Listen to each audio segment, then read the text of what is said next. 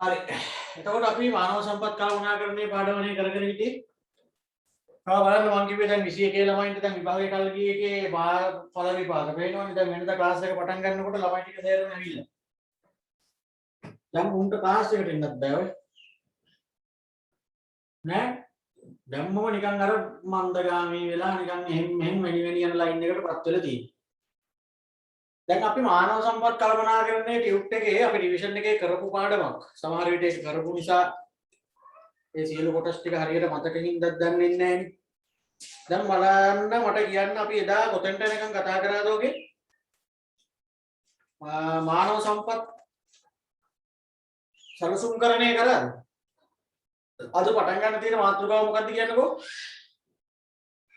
හා? මොකද? අද පටන් ගන්න තියෙන මාතෘකාව මොකද්ද පුතේ? 6 වෙනි පිටුවේ 3 වෙනි මාතෘකාව. 6 වෙනි පිටුවේ 3 වෙනි මාතෘකාව.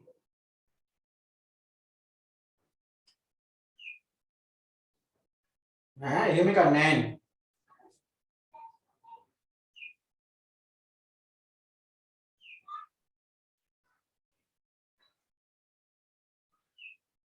ඈ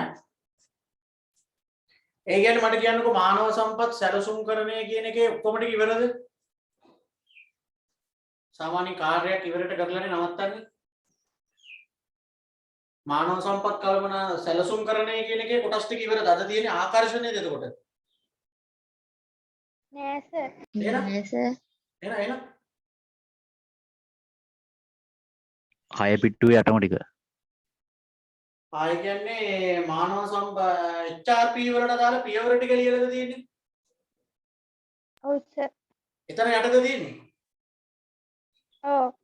හරි. ඒ කියන්නේ දැන් අපි කතා කර කර ඇවිල්ලා තින්නේ දැන් මේ සේවකයන්ගේ කටයුතු ටිකනේ මානව සම්පත් කළමනාකරණය කියලා කරන්නේ. එතකොට මානව සම්පත් අංශය.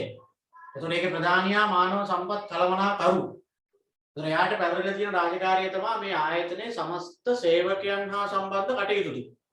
එතකොට ඕකෙදී සේවකයෙක්ව ආයතනයකට ගන්න කලින් ඉඳලා සේවකයා මෙතනින් එළියට යනකම් කරන්න තියෙන කටයුතු රාශියක් තියෙනවා කතා කරන්නේ.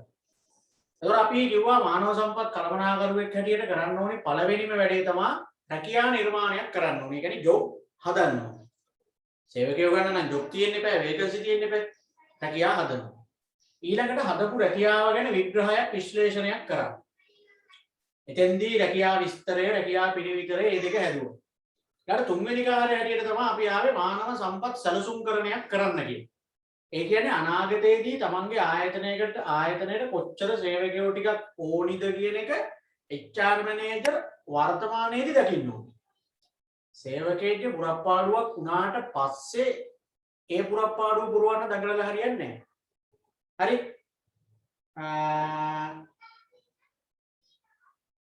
පුරප්පාඩුවක් වෙන්න කලින් වෙන්න පුළුවන් ඇබෑරුතු වෙන්න පුළුවන් පුරප්පාඩු මොනවද කියලා අල්ලතුව හඳුන ගන්නවා. මොකද්ද මේ ළමෙක් කියන්නේ වෙළඳාම ටියුබ් එකක් එවලා තියෙනවා කියලා?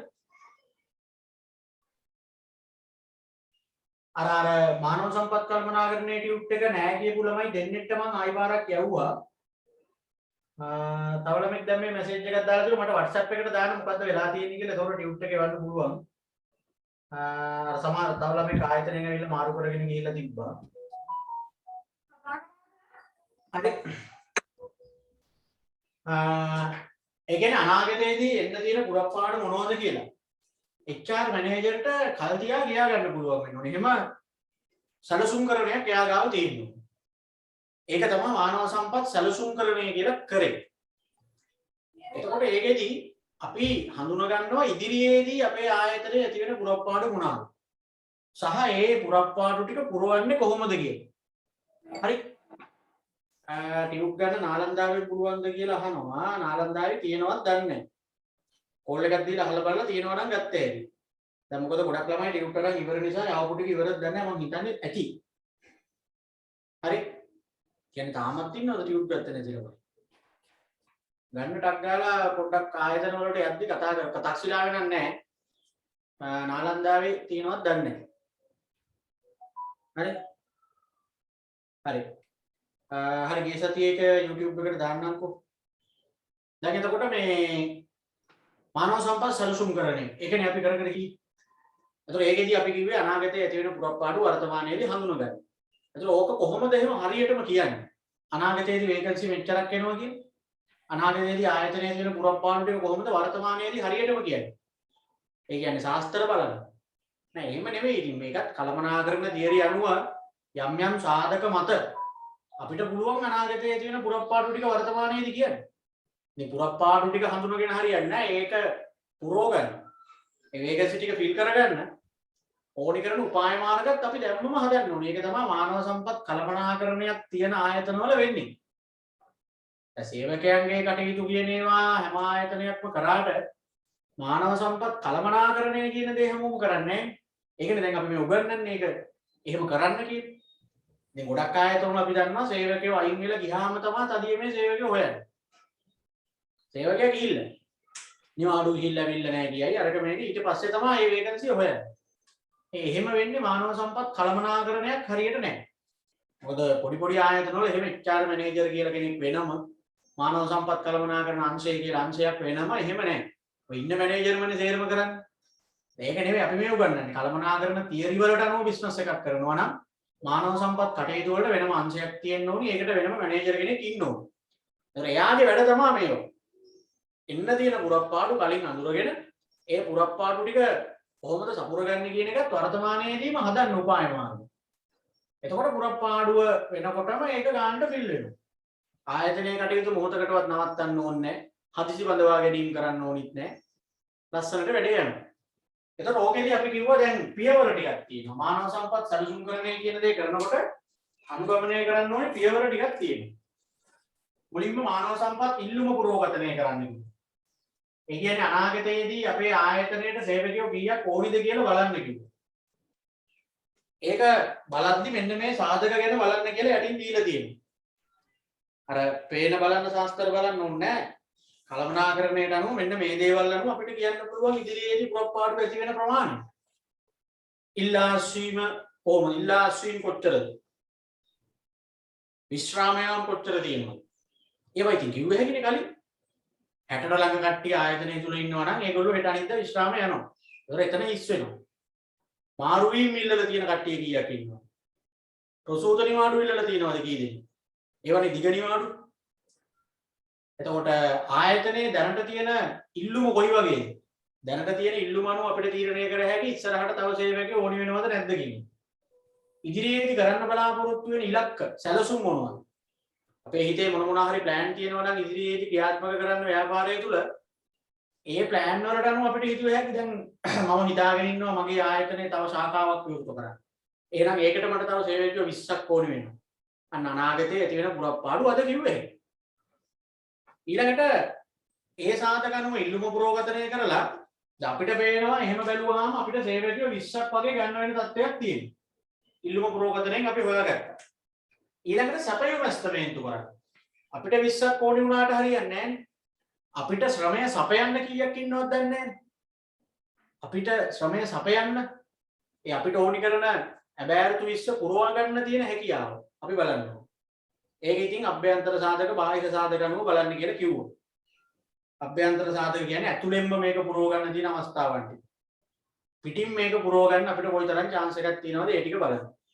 ඊළඟට ඔය ඉල්ලුමයි සපයුමයි දෙක සංසන්දනය කරනවා. අපිට 20ක් ඕනි අපිට ශ්‍රමය සපයන්න කීයක් ඉන්නවද? සංසන්දනය කරාට පස්සේ දැන් 20ක් ඕනි හැබැයි අපිට ශ්‍රම සැපයුම ගත්තාම අභ්‍යන්තර බාහිර සාධක අනුව අපිට පේනවා 15ක් වගේ තමයි ගන්න පුළුවන්කම තියෙන්නේ. එහෙම වුණොත් අපිට ඉදිරියේදී ඇති වෙනවා ශ්‍රම ඌනතාවයක්, සේවක ඌනතාවයක්, හිගයක්. සමහර විට අපිට පේනවා 20ක් ඕනේ වුණාට 25ක් විතර ඉන්නව එන්න. එහෙම වුණොත් සේවක අතිරික්තයක් එනවා. ඉතින් හිගයක් ආවත් අවුල්, අතිරික්තයක් ආවත් අවුල්. එහෙනම් ඊළඟට කරන්න තියෙන්නේ මේ දෙක සංසන්දනය කරලා හිගයක්ද අතිරික්තයක්ද කියලා හොයාගෙන ඊට අදාළ උපාය මාර්ග හදලා මානව සම්පත් සැලසුම හදනවා. හරි. උතෙන්ටනේ කතා කරේ.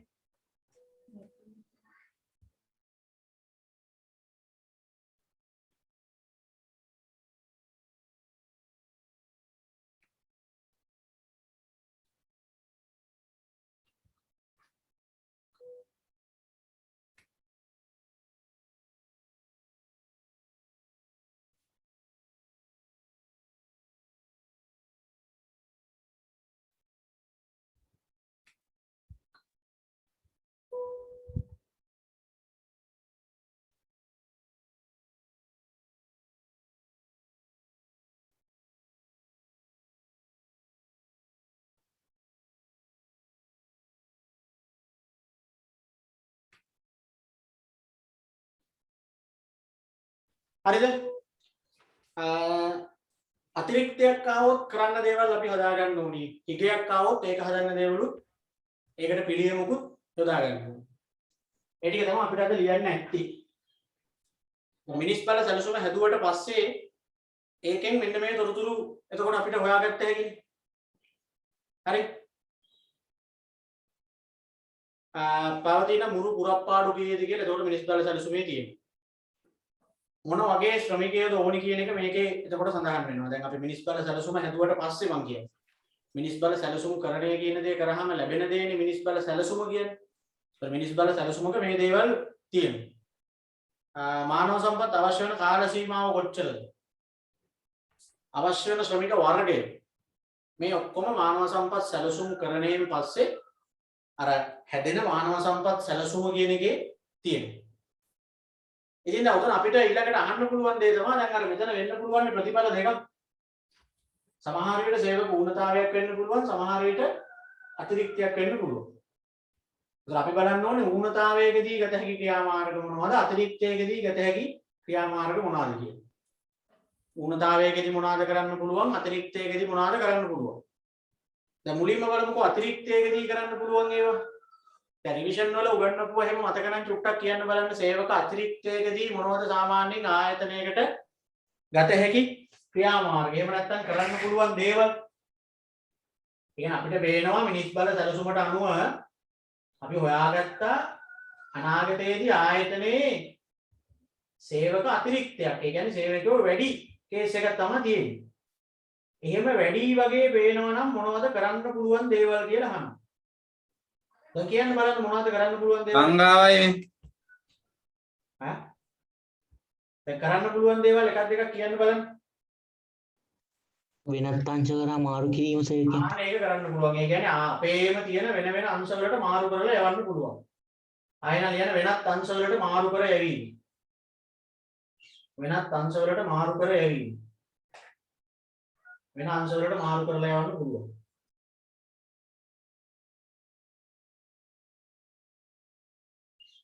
තව මොනවද පුළුවන්? තව කරන්න පුළුවන් දේවල්?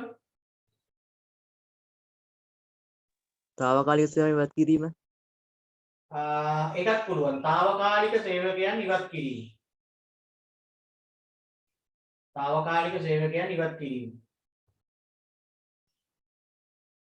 තව විශ්‍රාමය අනුවීමට සේවකයන් විශ්‍රාමය වීම. අපිට පුළුවන් කැමැත්තෙන් විශ්‍රාම යාමට අවස්ථාව ලබා දීම. කැමැත්තෙන් විශ්‍රාම යාමට අවස්ථාව ලබා දීම. කැමැත්තෙන් විශ්‍රාම යාමට අවස්ථාව ලබා දීම. කැමැත්තෙන් විශ්‍රාම යාමට අවස්ථාව ලබා දීම. අර 60ට කලින් යන්න එහෙම ඕන නම් යන්න අපි අවස්ථාව දෙනවා. අපිට වැඩි වෙලා ඉන්නේ. තව මොනවා කරන්න පුළුවන්? වැඩි වුණාම තව ටක් ගාලා කරන්න ඕනේ වැඩේ තමයි බඳවා ගැනීම తాවකාලිකව නතර කිරීම. දැන් අලුතෙන් බඳව ගන්න එක නවත්තන්න ඕනේ. දැන්ටත් වැඩි වෙලා ඉන්නේ. බඳවා ගැනීම తాවකාලිකව නතර කිරීම. බඳවා ගැනීම తాවකාලිකව නතර කිරීම. බඳවා ගැනීම తాවකාලිකව නතර කිරීම. බඳවා ගැනීම తాවකාලිකව නතර කිරීම.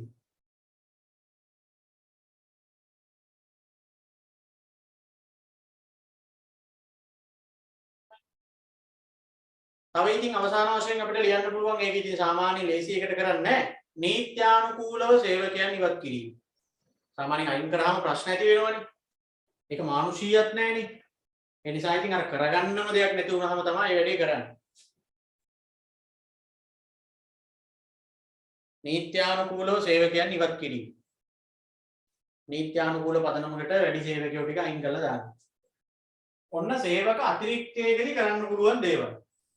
දැන් බැරි වෙලා හරි ඕකේ අනිත් පැත්ත වුණොත් අපිට පේන විදිහට ඉදිරියේදී අපිට සේවක ඌනතාවයක් එන්නේ. අපිට ඉල්ලන්න ඕනේ වුණාට 20ක් අපිට 15ක් වගේ තමයි සපය ගන්න පුළුවන්කම ලැබෙන්නේ ඉස්සරහට. උතර 5ක් වගේ අඩු වෙනවා. සේවක හිගයක්. ඒ වෙලාවට බලන්න මොනවද කරන්න පුළුවන් කියලා. දැන් හිගිය කල්ලාතු අඳුර ගන්නවනේ මේ මානව සම්පත් සැලසුම් කරන්නේ කියන වැඩේ කරලා. අනේකනේ මානව සම්පත් කළමනාකරණය කරන එකේ වැදගත්කම නැත්තම් හිගයක් වුණත් අතිරික්තයක් වුණත් වෙනකන් දන්නේ නැහැ. දැන් මානව සම්පත් සැලසුම්කරණය කියන වැඩේ කරනවා නම් හිගේද අතිරික්තයේද කියන එක කල්ලාතුව හම්බ වෙනවා. හොයාගත්තේ. දැන් අපි බලමු ශ්‍රම ඌනතාවයේදී කරන්න පුළුවන් දේවල්. ඒ කියන්නේ සේවක හිගයක් අපිට පේනවා. එහෙම හිගයක් පේනවා නම් මෙන්න මේ දේවල් කර හැකි මොනවාද? පූර්ණකාලීන ස්ථිර සේවකයන් බදවා ගැනීම. හරි. ඒ කියන්නේ අපිට පුළුවන් කෙලින්ම බඳවා ගැනීම කරනකොට ස්ථිර කරලම බඳව ගන්න. අර එතකොට ටිකක් ඔන්න සේවකයෝ තව තව එන්න බලනවා. මොකද අපි දන්නවා ඕනිම සේවකයෙක් ගත්ත ගමන් ස්ථිර කරන්නේ නැහැ නේ පරිවාස කාලයක් ඉන්න බෑ. අර අපිට අනාගතේ ඌනතාවයක් වගේ එනවා වගේ පේනවනම් අපි කෙලින්ම ඇඩ් එක දානකොට දාන්නේ ස්ථිර පදනම මත බඳව ගන්නවා කියන්නේ. එතකොට පොඩ්ඩක් ඔන්න සේවකයෝ එනවා. ටිකක් වැඩිපුර එනවා. తాවකාලික සේවකයන් ස්ථිර කරනවා. එක්ක දැනට අපි తాවකාලික වරන් ඉන්න අය ඉන්නේ. ඒගොල්ලන්ව ස්ථිර කරලා දාන්න. ඒගොල්ලෝ කැමතිද එතකොට? අතිකාල වැඩ ගැනීම. එහෙම නැත්නම් ඉතින් කරගන්නම දෙයක් නැත්නම් ඉන්න සේවකයන්ගෙන් මර වැඩ ටික කරව ගන්න try කරනවා. OT කරන්න දෙනවා කියන්නේ. తాවකාලික පදනමකින් සේවකයෝ බඳව ගන්න. එහෙම නැත්නම් දැන් ඉදිරියේදී නිකන් කෙටි කාලීන අවශ්‍යතාවයක් වගේ නම් දැන් ඔය රෙදි කඩේකට අවුරුදු මාසෙට එහෙම ටිකක් සේවකයෝ වැඩිපුර ඉපේ. ඒ වගේ වෙලාවට කරන්නේ తాවකාලිකව සේවකයෝ කීප දෙනෙක් බඳව ගන්න. ඔය පහුගිය දවස්වල කුරියර් සර්විස් වලට එහෙම දැන් මම ටියුට් දෙන කුරියර් එකට මටම කිව්වා පුළුවන් නම් කොළු දෙතුන් දිනක් හොයලා දෙන්න කියලා. මොකද දැන් කොරෝනා සීසන් එකත් එක්ක ඔය ටියුෂන් සර්ලාගේ ටියුට් එහෙම කුරියර් සමාගම් වලට ලැබුණේ නැහැ නේ ඉස්සර. ඒව ලැබුණාම ඒගොල්ලන්ට පාර්සල් ප්‍රමාණය වැඩි නේ බෙද ඉන්න සේවකයෝ මදි. ඉතින් මමත් එහෙම දෙතුන් දිනක් යවුවා. తాවකාලික පදනම. ඒ කියන්නේ දවසට ගාණක් එන විදිහට එක පාර්සලයකට ගාණක් එන විදිහට කියලා ක්ෂණිකව බඳව ගන්නවා. තව විකල්පයක් තමයි ශ්‍රමය වෙනුවට ප්‍රාග්ධනය ආදේශ කිරීම. සේවකයෝනි හිග වේගෙන ඉන්නේ. අපි ඒ වෙනුවට යන්ත්‍ර සූත්‍ර හඳුන්වලා දෙනවා. එතකොට ඒ කේස් එක එන්නේ නැහැ. එක් සේවකයෙකුට කාර්යයන් කීපයක් පැවරීම. එහෙම නැත්නම් දැනට ඉන්න සේවකයන්ටම වැඩ දෙක තුනක් පවරලා පරි වැඩි කරනවා. දැන් ඔය දළු ලොරි තියෙන්නේ. දළු එකතු කරන්නේ නැ ලොරි. ඒ දළු තියෙන ළමයි දන්නවා. සමහර සාමාන්‍ය ලොරියක 3 දෙනෙක් එනවනේ. ඩ්‍රයිවර් එනවා, දළු පිරණ කෙනා එනවා, පිටිපස්සේ ගෝලයා එනවා. සමහර ලොරි එනවා එකයි එන්නේ. ඩ්‍රයිවර්මයි එන්නේ, ඌමයි දළු පිරන්නේ, ඌමයි ලොරියට දාගන්නේ ඔක්කොම කරන්නේ. එතකොට ඉතින් මේ ෆැක්ටරි වල සේවක හිගයක් හින්දා ඩ්‍රයිවර්ට මේ ටික කරන්න කියලා මිනිහට තව සැලකිය යුතු පඩියක් වැඩි කරනවා.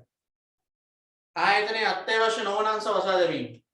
එහෙම නැත්නම් කරන්න පුළුවන් තව දෙයක් තමයි අත්‍යවශ්‍යම නැති අංශ බලලා වහලා දාන්න.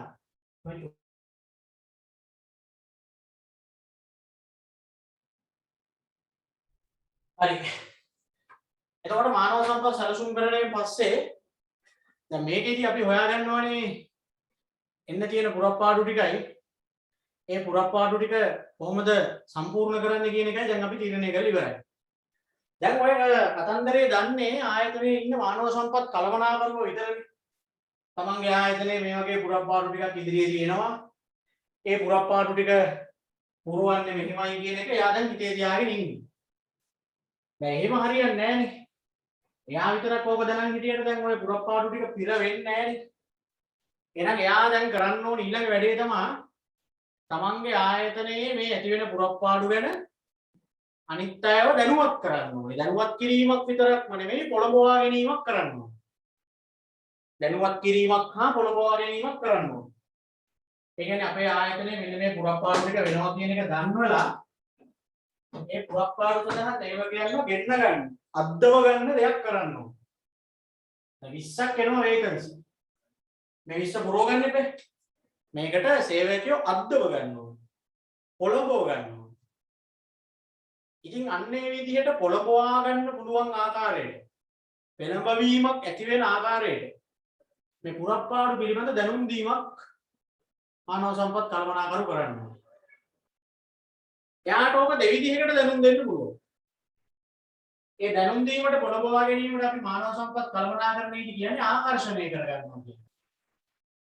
ආකර්ෂණය. ඇති වෙලා තියෙන පුරප්පාඩු වලට සේවකයන්ව ආකර්ෂණය කරගන්න අපි හදන්නේ. ඉතින් ඒකෙදි එයාට තියෙනවා ක්‍රම දෙකක්.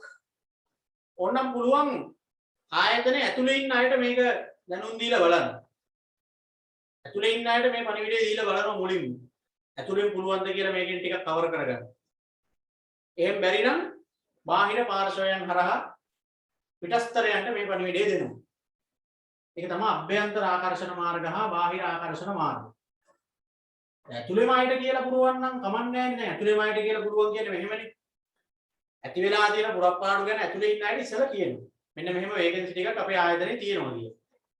එතකොට වෙන්නේ දැන් ඇතුලේ ඉන්න සමහරුන්ට ඒ පුරප්පාඩු වෙලා තියෙන පුටු වලට යන්න සුදුසුකම් තියෙනවනම් ඒගොල්ලොම අයදුම් කරලා ඒවට යනවා. ආයතනයේ පල්ලෙහා ඉන්න සේවකයන්ට කිව්වහම මෙන්න මේ තැන් වල පුරප්පාඩු තියෙනවා කියලා මෙන්න මේ වගේ අයව බදව ගන්නවා කියලා ඒ ඉන්න අය අතරෙම ඉන්නවනේ ඒකට සුසුකම් තියන අය ඒගොල්ලෝ ටක් ගාලා ඉල්ලුම් කරලා ඒකට එනවා. එහෙම නැත්නම් දැන් ඇතුලේ අයට ඕක කිව්වහම ඒගොල්ලෝ ගිහින් කියනවනේ දැන් වල. දැන් වල කියන්නේ ඒක තමයි අපේක්ෂා කරන්නේ ආයතන.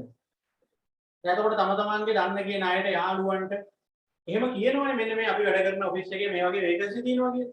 එතකොට ඒ හරහා එනවා.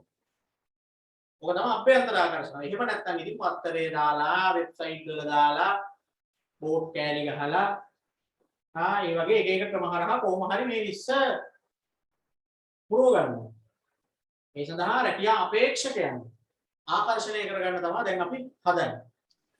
ආකර්ෂණයට අදාළව බලන්න මොනවද තියෙන්නේ කියලා. සංවිධානයේක අරමුණු හා පරමාර්ථ ඉටු කිරීම පිණිස සංවිධානයේකට උපකාරී වන්නා වූ හැකියා හා ධනාත්මක ආකල්ප වලින් යුක්ත සේවකයන්. සේවකයන් නෙවෙයි රැකියා අපේක්ෂකයන්. සේවකයා වෙන්නේ ආයතනයට ආවහමනේ. එයා තාම රැකියා අපේක්ෂකයා අපි. ආකර්ෂණය කරගන්න එක තමයි දැන් අපි මෙතෙන්දී කරන්න හදන්නේ.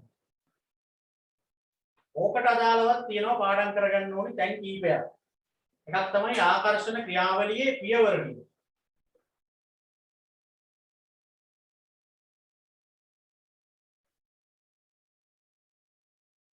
ආකර්ෂණ ක්‍රියාවලිය. මෙන්න මේක ඕනි. ඒ කියන්නේ සේවකයන්ව ආකර්ෂණය කරගන්න. සේවකයන්ව නෙවෙයි රැකියා අපේක්ෂකයන්ව දැන් අපි අපේ මේ තියෙන පුරප්පාඩු ටිකට ආකර්ෂණය කරවගන්න එක. ඒක කරන්නේ කොහොමද? ඒකේ තියෙන ක්‍රියාවලියක් මේ කියන්නේ. මොකද්ද බලන්න මුලින්ම කරන්න ඕනි වැඩේ දීලා තියෙන්නේ.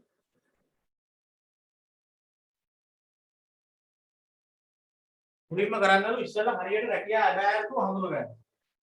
මොකද්ද මේ වේකන්සි කියන එක අඳුරගන්න. ඊට පස්සේ ඊට අදාළ රැකියා නියමයන් අධ්‍යයනය කරන්න. ඒ කියන්නේ මේ වේකන්සියේ මොනවද තියෙන නියමයන්. මේ වේකන්සියට සේවකයෙක් බඳව ගන්නකොට මොනවා හරි නියමයන් ආයතනයේ හදපුවා හරි රටේ නීති නීති වලට අනුව හරි ඒ ජොබ් එකට අදාළ නියමයන් මොනවද කියලා බලන්න. ඊළඟට ආකර්ෂණයට අදාළ සාධක හඳුනගන්න. ඒ කියන්නේ දැන් කොහොමද මේ පණිවිඩේ අපි දැනුම් දෙන්නේ? එළියටද පිටටද එහෙමනම් කොහොමද ඒක බලන්න. ඊළඟට ඇප්ලිකේෂන් එක හදන්න. රැකියා අයදුම් පොත කියන්නේ ඇප්ලිකේෂන් එක හදන්න. ඊළඟට අභ්‍යන්තරද බාහිරද කියලා ආකර්ෂණ ක්‍රමයේ තෝරගන්න. ඊළඟට ක්‍රියාත්මක කරන්න. එතකොට ඉතින් මිනිස්සු අයදුම් පත්‍රය වෙනවා. ඊළඟට අයදුම් පත්‍ර ටික අගයන්න තියෙනවා. ඔන්න ආකර්ෂණ ක්‍රියාවලියේ පියවර. මේවා මතක තියාගන්න එක ටිකක් අමාරුයි. කළමනාකරණයේ පාඩම්නේ. ඔයගොල්ලන්ට මේ ලැබිලා තියෙන නිදහස් කාල සීමාවේ පුරුම උපරිමයකට කරලා මේ ටික මතක තියාගන්න try කරන්න. වෙන ළමයින්ට නැති chance එකක් නේ ඔය ඇවිල්ලා තියෙන්නේ. සිලබස් ඉවර වෙලා විභාගයේ කියන්නේ යම් කාල සීමාවක් මැද තියෙන ඉන්ටර්වල් එක.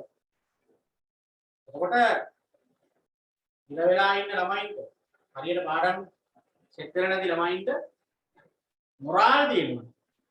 කරගන්න ඕනි කියන අයිඩියාව තියෙනවා නම් කරගන්න chance එකක් තියෙනවා. නැතුව මේවා මේ උඩින් පල්ලෙන් බලලා කරගන්න පුළුවන් පාඩම් නෙමෙයි. පාඩම් කරන්න තියෙන කරුණු වැඩි. ගොඩාක් තියෙනවා. ඒත් ගානේ මතක තියාගන්නත් ඕනි. මොකද මේවා කිසිම දෙයක් වැඩිපුර දාලා නැහැ. ටීචර්ස් ගයිඩ් එකට අනුවමයි දාලා දෙන්නේ. මොකද කොයි හරියෙන් වුණත් අහන්න පුළුවන්. ආකර්ෂණයේදී අහන්න පුළුවන් දේවල් තමයි ඔය. එකක් ආකර්ෂණ ක්‍රියාවලිය. ආකර්ෂණයේ රික්‍රූට්මන්ට්. ඒ අයිඩියාව මොකක්ද ආකර්ෂණය කියන එකේ අදහස? අපිට ඕනි අපේ රැකියා ඇබෑරතු වලට රැකියා අපේක්ෂකයන්ව අද්දව ගන්න. ගෙන්න ගන්න. පොළඹව ගන්න. ඒක තමයි ආකර්ෂණය කරගන්න ඕනේ. ඒකෙදි තියෙන පියවර ටික තමයි දැන් ඔය කිව්වේ. අනුගමනය කරන්න තියෙන පියවර ටික. හරි. ඊට පස්සේ ඔය පියවර අනුව ගිහිල්ලා දැන් එතකොට ඔන්න දැන් අපි අයදුම් පත්‍ර ටික යවලා තියෙන්නේ. එතකොට දැන් කට්ටිය අයදුම් පත්‍ර ටික එවනවනේ. හරිද? එතනින් මේ වෙලේ හරි. අර ආකර්ෂණ මාර්ග හැටියට අපි දැක්කනේ ආකර්ෂණ මාර්ග දෙකක්. අපිට ඕන නම් අපිට වමනා කරන සේවකයෝ ටික ඇතුලෙන් ගන්නත් පුළුවන් කිව්වා. පිටින් ගන්නත් පුළුවන් කිව්වා. එනේ ඇතුලෙන් පොළඹවා ගන්නත් පුළුවන් පිටස්තර යන්න මේකට පොළඹවා ගන්නත් පුළුවන්. කොහොම හරි අපිට ඕනි මේ වේකන්සි ටික ෆිල් කරගන්න. මේකෙදි අපි දැනගෙන තියෙන්න ඕනේ මොනවද අභ්‍යන්තර ආකර්ෂණ ක්‍රම කියන හැටියට ගන්නෙ මොනවද? බාහිර ආකර්ෂණ මාර්ග හැටියට මොනවද ගන්නෙ? එතකොට ඒ දෙකේ වාසි අවාසි. ඇතුලෙන් ගත්තොත් මොනවද වෙන වාසි අවාසි? පිටින් ගත්තොත් මොනවද වෙන වාසි අවාසි? ඔය ටික අපි බලාගන්න. මුලින්ම බලන්න දැන් ඇතුළෙන්ම සේවකයන්ව ආකර්ෂණය කරගන්න තියෙන ක්‍රම මොනවද කියලා. ඇතුළෙන්ම සේවකයන්ව ආකර්ෂණය කරගන්න තියෙන ක්‍රම. එකක් තමයි අපිට පුළුවන් රැකියා දැන්වීම ගන්න. එතකොට ඇතුළේ අය විතරනේ දකින්නේ. ආයතනයේ දැන්වීම పూర్වයේ රැකියා දැන්වීමක් දාන්න. එතකොට ඇතුළේ කට්ටියට පුළුවන් මේක බලලා මේක දැකලා ඒගොල්ලෝ උඩ දැනගන්න. කුසලතා ඉන්වෙන්ටරි එහෙම නැත්නම් කුසලතා ලේඛන. ඒ මොකක්ද? සේවකයන්ගේ දැන් වැඩ කරන කාල සීමාව තුළ ඒගොල්ලෝ කරන හොඳ වැඩ නරක වැඩ කියන ආයතනයේට වාසිදායක වෙන විදිහට කරන ඒවා ආයතනයේට කරන අවාසි සහගත දේවල් මොනවාද මේ ඔක්කොම සටහන් කරලා ලිපිගොනු පවත්වාගෙන යනවා. හැම සේවකයෙක් වෙනුවෙන්ම ෆයිල් එකක් ආයතනයක තියෙනවා. යන්න අපිට පුළුවන් මේ ෆයිල් එක බලලා සුදුසු කට්ටිය ඉන්නවද කියලා කෙලින්ම ඒගොල්ලන්ව අර කුටු වලට දාන්න. අභ්‍යන්තර ජාල ඉන්ට්‍රානෙට් අපි තියරි රිවිෂන් දෙකේම කරාණේව ඉන්ට්‍රානෙට් එකම දන්නවනේ. ඒ කියන්නේ ආයතනයක අභ්‍යන්තර පාර්ශවයන්ට විතරක් ඇතුල් වෙන්න පුළුවන් පරිගණක ජාලයක්. ඉතින් එහෙම පරිගණක ජාලයක් තමන්ගේ ආයතනයේට තියෙනවා නම් ඒකේ දානවා. ඉන්ටර්නෙට් එකේ දැම්මෝ වගේ තමයි. ඉන්ටර්නෙට් එකේ දැම්මොත් මොකටම බැලි හැකි ඉන්ට්‍රානෙට් වල දානවා නම් අභ්‍යන්තර පාර්ශවයන්ට ඒවට ලොග් වෙලා එතකොට ඒ තොරතුරු ඒගොල්ලන්ට යනවා. අභ්‍යන්තර සේවකයන්ගේ හඳුන්වා දීම. එහෙම නැත්නම් අපි ඇතුළේ ඉන්න සේවකයන්ට කියනවා මෙන්න මේ වේකන්සි ටික තියෙනවා. ඔයගොල්ලෝ දන්න කට්ටිය ඉන්නවා නම් එක්කගෙන. එතකොට මේ සේවකයාගේ නිර්දේශය මත අපිට අලුත් සේවකයෝ කීප දෙනෙක් එනවා. හොඳනම් බලලා අපිට ගන්න තියෙනවා. අනුප්‍රාප්තික සැලැස්ම. අනුප්‍රාප්තික සැලැස්ම කියලා කියන්නේ ආයතනයේට පල්ලෙහා ඉන්න සේවකයෙක් උසස් කරන එක. උඩ පුටුවක තනතුරක් නම් හිස් වෙලා තියෙන්නේ. අපිට පුළුවන් පල්ලෙහායින් කෙනෙක් එතෙන්ට අරගන්න. උසස් වීමක් දීලා ගන්න. හැබැයි එතකොට පල්ලෙහා පුටුවක් හිස් වෙනවා. මේකට වෙනම කෙනෙක් හොයාගන්න. ඒකට තමයි කියන්නේ අනුප්‍රාප්තික සැලසුමක් කියන්නේ. සාමාන්‍යයෙන් ආයතන වල ඒක ෆෝමැට් එක වගේ හදලා තියෙනවා. මේ තනතුරට එන කෙනාට ඊළඟට මෙන්න මෙතන උසස් වීමක් ලැබෙන්න පුළුවන් කිසිම විශේෂ ළඟා කර ගැනීම. එහෙම නැත්නම් ආයතනයේ සාමාන්‍ය ප්‍රතිපත්ති වලට අනුව උසස් වීම දෙනවනේ එක එක ආකාර වලට. උසස් වීම දෙනකොට බලන දේවලුත් අපි මේක ඉස්සරහදී කතා කරනවා. ඉතින් ඔන්නෝව තමයි පුතේ සාමාන්‍ය සේවකයන් මේ ආයතනයේ තියෙන රැකියා පුරප්පාඩු පිළිබඳ අභ්‍යන්තර පාර්ශවයන් ආකර්ෂණය කරගන්න විදිහ. ඒ අපි මේකෙදි තනිකර ටාගට් කරන්නේ ඇතුලේ ඉන්න අයව ආකර්ෂණය කරගන්න. අපේ මේ රැකියා පුරප්පාඩු පිළිබඳ දැන් අපි මෙතෙන්දි මේ දැනුම් දීම කරන්නේ ඇතුලේ ඉන්න අයට. ඇතුලේ වලට විතරයි තාම පණිවිඩය ගින්නේ. ඔන්න ඔය ක්‍රම හරහා කියන්න පුළුවන්. බලන්න මොනවද ආයේ ක්‍රම ටික කියලා රැකියා දැන්වීමක් පළ කරන්න පුළුවන්. කුසලතා ලේඛන හරහා පුළුවන්. අභ්‍යන්තර ජාල වලින් පුළුවන්. අභ්‍යන්තර සේවකයන්ගේ හඳුන්වා දීම ගන්න පුළුවන්. අනුප්‍රාප්තික සැලසුම් ක්‍රියාත්මක කරන්න පුළුවන්. ඔය දේවල් වලින් අභ්‍යන්තර පාර්ශවයන්ට අපේ පුරප්පාඩු ටික ගැන දැනගන්නට ලැබෙනවා. එතකොට ඒගොල්ලෝ හරහා එනවනම් එයි. හරිද? ඊළඟට බලන්නකෝ බාහිර ආකර්ෂණ මාර්ග ඒව නම් ගොඩක් තියෙනවා. දැන් ඇතුලේ අයට කියලා අපේ වේකන්සි ටික ෆිල් කරගන්න බැරි වුණොත් අපිට ඕනි කරන සේවකයෝ ටික ආකර්ෂණය නොවුනොත් අපි යනවා බාහිර ක්‍රමවලට. අර ආයතනයක් එක පාටම ඉතින් බාහිර ක්‍රමවලට යන්නේ නැහැ. මොකද වියදම් කරන්න එපා. ඇතුළේම ඉන්න අයට කියලා ගෙන්නව ගත්තාම වියදම අඩුයි.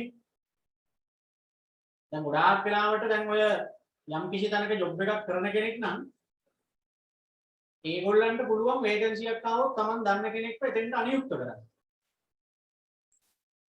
මේ අභ්‍යන්තරයෙන් ආකර්ෂණය කරන්න එකේ වාසි ගොඩක් තියෙනවා. අවාසිත් තියෙනවා. ඊට පස්සේ කතා කරමුකෝ. එතකොට දැන් අපි දන්න තරමින් වුණත් දැන් අපි මන් දන්න HR මැනේජර්ලා ඉන්නවා. ඒ කියන්නේ මම කැම්පස් එකේ HRM කරපු හින්දා මාත් එක්ක හිටපු ඒවා ගොඩක් එවුන් දැන් HR මැනේජර්ලා වෙලා ඉන්නවා. ඉතින් උන් දන්නවා මම A level ක්ලාස් කරනවා. chartered ගණන් මම ක්ලාස් කරනවා. එතකොට ඉතින් පොඩි වේකන්සි ආවහම ලොකු තනතුරු වල ඒවා බෑ. ඉතින් උපාධිධාරීන් එහෙම වෙන්න බෑ. පොඩි වේකන්සි ආවහම මට කියනවා. මේ ළමයි ඉන්නවා නම් එවන්න මෙහෙම වේකන්සි 4ක් තියෙනවා 5ක් තියෙනවා කියලා කියනවා. ඒ මොකද එයා එතන කරන්නේ? වියදමක් දරන්නේ නැතුව ගේම ගහගන්නේ නේ වල. දැන් උඩ මම කට්ටියට ළමයින්ට කියනවා මෙහෙම වේකන්සි තියෙනවා කැමතියි ඉන්නවා නම් කියන්න කියලා. ඉතින් එහෙම සෙට් කරලා CV එක නම් මනම් හදලා යවනවා. ඊට අමතරව අපේ පන්ති ආපු ළමයි ඉන්නවා දැන් යම් තැන්වල ජොබ් කරන ළමයි. එක කම්පැනි වල ඒ ළමයි දැන් ජොබ් බැංකුව වල අතන මෙතන එහෙම ඉන්නවා. ඉතින් ඒ ළමයින්ට ඔය හම්බ වෙන හැම වෙලාවකම නිකන් ඒ වගේ තැනකට ගියොත් එහෙම ළඟට ඇවිල්ලා කතා කරොත් මම ඉතින් තොරතුරු ටික අහලා මං කියන්නේ මොකද්ද වේකන්සි එකම આવොත් කියන්නේ. ඉතින් ඒ ළමයිත් මට හිටපු ගමන් කියනවා. අපේ බැංකුවට මේ දෙන්නෙක් හොයනවා සදන්න කට්ටිය ඉන්නවා නම් කියන්නේ. මොකද ඒ කියන්නේ ඇතුලෙන් කියලා දෙනවා සේවකයන්ට. ඇතුලේ ලොක්කෙක් කවුරු හරි සේවකයන්ට කියලා දෙනවනේ මෙහෙම වේකන්සියක් තියෙනවා ඔයගොල්ලෝ දන්න කට්ටිය ඉන්නවා නම් ගෙන්නලා දෙන්න කියලා. ඒ හින්දා ළමයා මට කියන්නේ සර් මෙහෙම වේකන්සි දෙකක් තියෙනවා ඒ හින්දා පුළුවන් නම් එවන්න කවුරු හරි ඉන්නවා නම් කියලා. කියන්නේ හැම ආයතනයක්ම ඕක කරලා බලනවා. ඇතුලේ ආයව පොඩ්ඩක් අවශ්‍යලා බලනවා. මේක පිළ කරගන්න පුළුවන්ද කියලා. බැරි නම් ඉතින් බාහිර ක්‍රම වලට යන්න වෙනවා. මොනවද බාහිර ක්‍රම? ප්‍රචාරණය. ප්‍රචාරණය කියන්නේ ඉතින් පොඩ්ඩක් ඇඩ් එක දෙන්න ඕනි. වේකන්සි තියෙනවා කියන. ඇඩ් එක කිව්වහම ඉතින් ගොඩාක් ජොබ් වලට තියෙන වේකන්සි වලට ප්‍රචාරණය කරන්නේ පත්තරේනේ. පත්තරේ තියෙන රැකියා බෑරතු කියලා කිව්වා. ඉංග්‍රීසි පත්තර විශේෂයෙන්. ඊට අමතරව තව තියෙන ප්‍රචාරණ නියෝජිත ආයතන. ප්‍රචාරණය රැකියා නියෝජිත ආයතන. විශේෂයෙන් ඔය පිටරට රැකියාව වලට වගේනේ ඒගොල්ලෝ ඉන්නේ. විදේශ රැකියා නියෝජිත ආයතන තියෙන. මිනිස්සුම රට එහෙම යවන්නේ ජොබ් වලට. ඒතර එයා කරන්නේ ආයතන වලට සේවකයෝ හොයලා දෙනවා. මිනිස්සුන්ට රැකියාව හොයලා දෙනවා. නියෝජිතයනේ මෙයා. ඉතින් ඒ ආයතන වලට කියලත් අපිට පුළුවන් ඕනනම් අපේ මේ පුරපාඩු ටික පිළිබඳ අනිත් අයට දන්නවන්න. අපි රැකියා නියෝජිත ආයතනයකට කියන අපිට මෙන්න මේ පෝස්ට් වලට සේවකයෝ ටිකක් ඕනේ. ඒතකොට ඒගොල්ලෝ අර ඒගොල්ලන් ගාව ජොබ් හොයාගෙන ආපු කට්ටිය ඉන්නවනේ. ඒ අය අතරින් ගැලපෙන අය ඉන්නවනම් අපිට සෙට් කරලා දෙන්න. වෘත්ති ආයතන. ඔය චාර්ටර්ඩ් ඉන්ස්ටිටියුට් එකේ වෘත්ති අධ්‍යාපන ආයතන සීමා ඔය වගේ පාඨමාලා හැම කරන ළමයින්ට හොඳ රිසල්ට් ගත්තොත් හොඳ කියන්නේ බෙස්ට් රිසල්ට් ප්‍රයිස් දාන විදිහට රිසල්ට් ගත්තොත් ප්‍රයිස් දානවා කියන්නේ ඉතින් ඔය මොකක් හරි රෑන්ක් එකක් ගහන්න ඕනේ. එහෙම හොඳ රිසල්ට් අරන් අවුට් වෙන ළමයි ඉන්නවනේ ඔය චාර්ටර්ඩ් එහෙම කරලා කම්ප්ලීට් කරන ළමයි. එහෙම කම්ප්ලීට් කරන අයට ඇතුළෙන්ම සෙට් කරලා දෙනවා හොඳ ලොකු කම්පැනි වල ජොබ් එක. ඒ සෙට් කරලා දෙනවා කියන්නේ මේකද? ඒ ලොකු කම්පැනි වලින් ඒගොල්ලන්ට කියලා දෙන්නේ. මේ වගේ අය ආවොත් අග්ගාල අපිට සෙට් කරන්න. ඔය චාර්ටර්ඩ් ඇකවුන්ටර්ලා කියන්නේ සීමිතයි. මේ තත්ත්වයට ආපු කෙනෙක්ව අග්ගාල ගන්න බලාගෙන ඉන්නවා කම්පැනි ඕන තරම්. ඒකනේ ඕගොල්ලන්ට ඒවයි වටිනාකම තේරුම් ගන්න කියන්නේ. ඒ ලෙවල් කරලා නිකන් ගෙදරට වෙලා ඉන්නතෝ චාර්ටර්ඩ් පටන් ගන්න කියලා කියන්නේ. දැන් ඔයගොල්ලන්ට මේ මාසේ ටියුට් ටිකත් එක්ක මම JMC එකේ චාර්ටර්ඩ් සම්බන්ධ විස්තර තියෙන ෆයිල් එකකුත් එව්වා. සමහර ළමයින්ට ඒ ෆයිල් එක ගිහිල්ලා නැහැ. සමහර අයට ෆයිල් එකේ තියෙන තොරතුරු ටික අර ඇත්ත තියෙන කොල කෑලි ටික නැහැ. එහෙම කියලා කියනවා. එහෙම අවුලක් නැහැ. ඒක ලැබුණා හෝ නොලැබුණා හෝ ඔයගොල්ලන්ට කොහොමද ලියුමක් එයි චාර්ටර්ඩ් පටන් ගන්නකොට. චාර්ටර්ඩ් කරන්න පුළුවන් හැමෝම කරන්න. අපේ ක්ලාස් එකේ ළමයින්ට 150ක ඩිස්කවුන්ට් එකක් JMC එකේ තියෙනවා. හරි. අනිත් තැන් වල මම දන්නේ නැහැ. JMC එකේ මගේ ක්ලාස් වෙන ළමයින්ට 150ක ඩිස්කවුන්ට් එකක් දෙනවා. ඒ කියන්නේ රුපියල් 4000යි නම් පන්ති ගාස්තුව 2000කට කරේ. මාසෙකට 4000යි නම් 2000කට කරේ. ඒක ඒ කරන කාර්යයට මට කියන්න ආවේ ෆයිල් එක ආවේ නැහැ, පොලේ රෑලි ආවේ නැහැ, කාඩ් එකක් ආවේ නැහැ. ඒක අවුලක් නැහැ. මම නිකන් ඉතින් දාලා එව්වේ පොඩ්ඩක් නිකන් ඉන්න ගමන් බලන්න කියලා. ඒක නැති වුණාට අවුලක් නැහැ. ඔයා චාට් කරන්න යනවා නම් AMC එකට යනවා නම් යන්න කලින් මට කියන්න. එතකොට මම ඒ 150 ශිෂ්‍යත්වයේ මේ ඩිස්කවුන්ට් එක හදලා දෙන්න. හරි. ඔහුගේ අවුරුදු ළමයින්ටත් මම ඒක ඒ විදිහට හදලා දුන්නා. ඉතින් එතකොට මේ චාට් එහෙම කරන්න කියන්නේ ඒකනේ. ඒවැ හොඳ රිසල්ට් ගත්තාම ළමයි ජොබ් එහෙම ඒවෙන්ම ටක් ගාලා නිකම්ම කාන්දම් වගේ සෙට් වෙනවා. සීමා කම්ප්ලීට් කරාම අඬ ගහලා ගන්නේ කම්පැනි වල. මේ නෑනේ වැඩි. ලංකාවේ නෙවෙයි පිටරට එහෙම මාරිල්ලුමක් තියෙන චාර්ට් කම්ප්ලීට් කරන අයට සීමා කම්ප්ලීට් කරන අය. ඒවා මේ ඔයගොල්ලෝ වගේ ළමයින්ට කරන්න තියෙන කෝස්. නිකාම් විභාගෙ ලියලා විසිට් වෙලා ට්‍රිප් යන්නයි නෑදෑයගේ වල යන්නයි ජොලි කර කර ඉන්නේ නැතුව ඔය ගැම්මටම ඔය පිටටම පටන් ගන්න. මොකද සමහර ළමයි එනවා විභාගේ ලියලා රිසල්ට්ුත් ඇවිල්ලා කැම්පස් යන්න බෑ වගේ වුණාම එහෙම නැත්නම් ආයෙ සටන්සයි කරන්න කම්මැලි වගේ වුණාම ඔන්න එනවා චාර්ට් කරන්න. තේරුමක් නෑ ළම. මේ ඉගෙන ගන්න තියෙන මොරාල් එක බහින්න කලින් ඉගෙන ගන්න තියෙන හැමදේම ඉගෙන ගන්න. මේ ඉගෙන ගන්න කාලේ ඔයා විභාගේ ලියලා මාස ගානක් ගෙදර ඉන්නකොට ඔයාගේ මේ ඉගෙන ගන්න මානසිකත්වයේ ටිකෙන් ටික අයින් වෙනවා. මේ කොරෝනාත් එක්ක කොච්චර කලින් ඉන්න වේද කවුද? ගුරු වර්ජනයි අනම්මනම් එක්ක. එහෙම ඉන්නකොට අර ශිෂ්‍යයෙක් කියන මානසිකත්වයේ ටික ටික අයින් වෙලා ආයිසරයක් පන්තියක ගිහිල්ලා වාඩි වෙලා ගුරුවරු කියන ඒවා අහගෙන ඉගෙන ගන්න එක මාර බෝරින් වැඩක් වෙනවා. දැන් තාම ඒක ටිකක් යනවනේ ලයින් එකේ තාම ඉගෙන ගන්නවනේ. ඔය ගැම්මටම විභාගය ඉවර වෙච්ච ගමන් චාර්ට් පටන් ගන්නවා. රිසල්ට් ආවම වෙන දෙයක් බලමු. කැම්පස් යනවා නම් එහෙමයි. කැම්පස් යන්නේ නැතුව දෙවෙනි පාර කරනවා නම් එහෙමයි. තියෙන රිසල්ට් එකත් එක්ක චාර්ට් ඉස්සරහට කරන් යනවා නම් එහෙමයි. කෝකටත් එකයි. කැම්පස් යන එකට ඉතුරු ලෙවල් ටික කැම්පස් එකට ගියාම කර හැකියි. ඒ අහලා පහලා කොහේ හරි. කැම්පස් යන්නේ නැතුව දෙවෙනි පාර කරන එකෙක් ඉන්නවා නම් ඉතින් දෙවෙනි පාර විභාගෙ ලියන ගමන් චාර්ට් එකක් දීලා දැම්ම හැකියි. තියෙන රිසල්ට් එකත් එක්ක නිකන් ඉන්නවා නම් චාර්ට් හරියට කරගෙන තියෙන ඒ ලෙවල් රිසල්ට් එකත් එක්ක හොඳ ජොබ් එකක් කරේ. දැන් ගොඩක් ළමයින්ට තියෙන එකක් කම්මැලිකම. අනේ ආයෙ හරියක් පන්ති වලට යන්න එපා වෙනවා කොහොමද පොඩ්ඩක් ඉන්න ඕන. සමහර අයට සල්ලි ප්‍රශ්න. ඔය දෙකනේදී සල්ලි ප්‍රශ්න කියන්නේ මේකයි. ඉතින් ඒ ලෙවල් වලින් පස්සේ ළමයි හැටියට දෙමව්පියන්ටම කරදර කරන්න ඕනේ නැහැ. සල්ලි කියන එක ප්‍රශ්නයක් කරගන්න ඕනේ නැහැ ඊට පස්සේ. මොකද චාට් තියෙන ජනසුරාදී විලා. ඉතුරු දවස් පහම නිකන්. කීයක් හරි හොයාගන්න මොන හරි ජොබ් එකක් හරි කරන්න. කොල්ලොත් ඇවිල්ලා කියනවානේ චාට් කරන්න සල්ලි නැහැ කියලා ඇද්ද නැද්ද? කොල්ලෝ. බස් එකක මොන්දොස්තර වැඩේ කරනවා. දවසට 1000ක් 1500ක් දෙනවා. කඩේක බඩු පිරන්න යනවා. උක්සිටිය කැසියර් හරි මොකක් හරි එකකට යනවා. නිකයිනේ. කීයක් හරි හොයාගන්න ගමන්ම චාට් කරගන්නත් පුළුවන්. එහෙම ළමයි ඉන්න ඕනේ තරම්. සිකියුරිටි ජොබ් කරන ගමන් චාට් කරනවා. වෙන එකක් ඕනේ ටිකට් විකුණන ගමන් චාට් කරන එකෙන් මට හම්බුණා මේ ළඟදී ටිකක් කාලා. හරි. ඊළමයා බස් එකේ යන ගමන් ලොතරැයි විකුණනවා. කොහෙ ගිහිල්ලා දෙන්නේ කියලා ගුවහම මම මේ ඒ යන ගමන්ම චාට් ක්ලාස් එකට ගිහිල්ලා එහෙම ඉවර වෙලා එන ගමන්. අනේ ඒකනේ ළමයි. සල්ලි නැහැ අරක නැහැ මේක නැහැ කියා ඉන්නේ කම්මැලි. උන්දර කියා ගන්න දෙයක් එපේ. එහෙනම් සල්ලි නැහැ කියලා නිකයි. වමනාව තියෙන එක මොනවා හරි ගේමක් ගහලා කරගන්න. හරිනේ. ඉතින් ඒක නිසා වෘත්තීය ආයතන හරහා ආයතන සේවකයෝ ආකර්ෂණය කරගන්න බලනවා කියන්නේ. රැකියාව වෙබ් අඩවි අන්තර්ජාලය.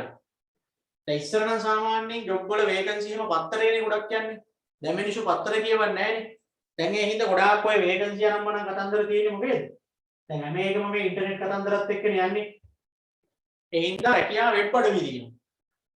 ජොබ් net අනම්මනම් කරලා තියෙනවා. ඉතින් ඒවට දාන්න පුළුවන්. අපි මේ කියන්නේ ආයතනයක් බාහිර ආකර්ෂණ මාර්ග හැටියට මොනවද යොදාගන්නේ? වෙබ් අඩවි වල දාන්න. ඒකට සල්ලි ගෙවන්න එපා. රැකියා පොළ. ඒවා නම් ඉතින් දැන් එච්චර ක්‍රියාත්මක වෙන්නේ නැහැ. ගැසට් නිවේදන. ගේට්ටුවේ එල්ලා තැබීම. ඒ කියන්නේ බෝඩ් කෑල්ලක් ගේට්ටුවේ එල්ලලා තියෙනවා.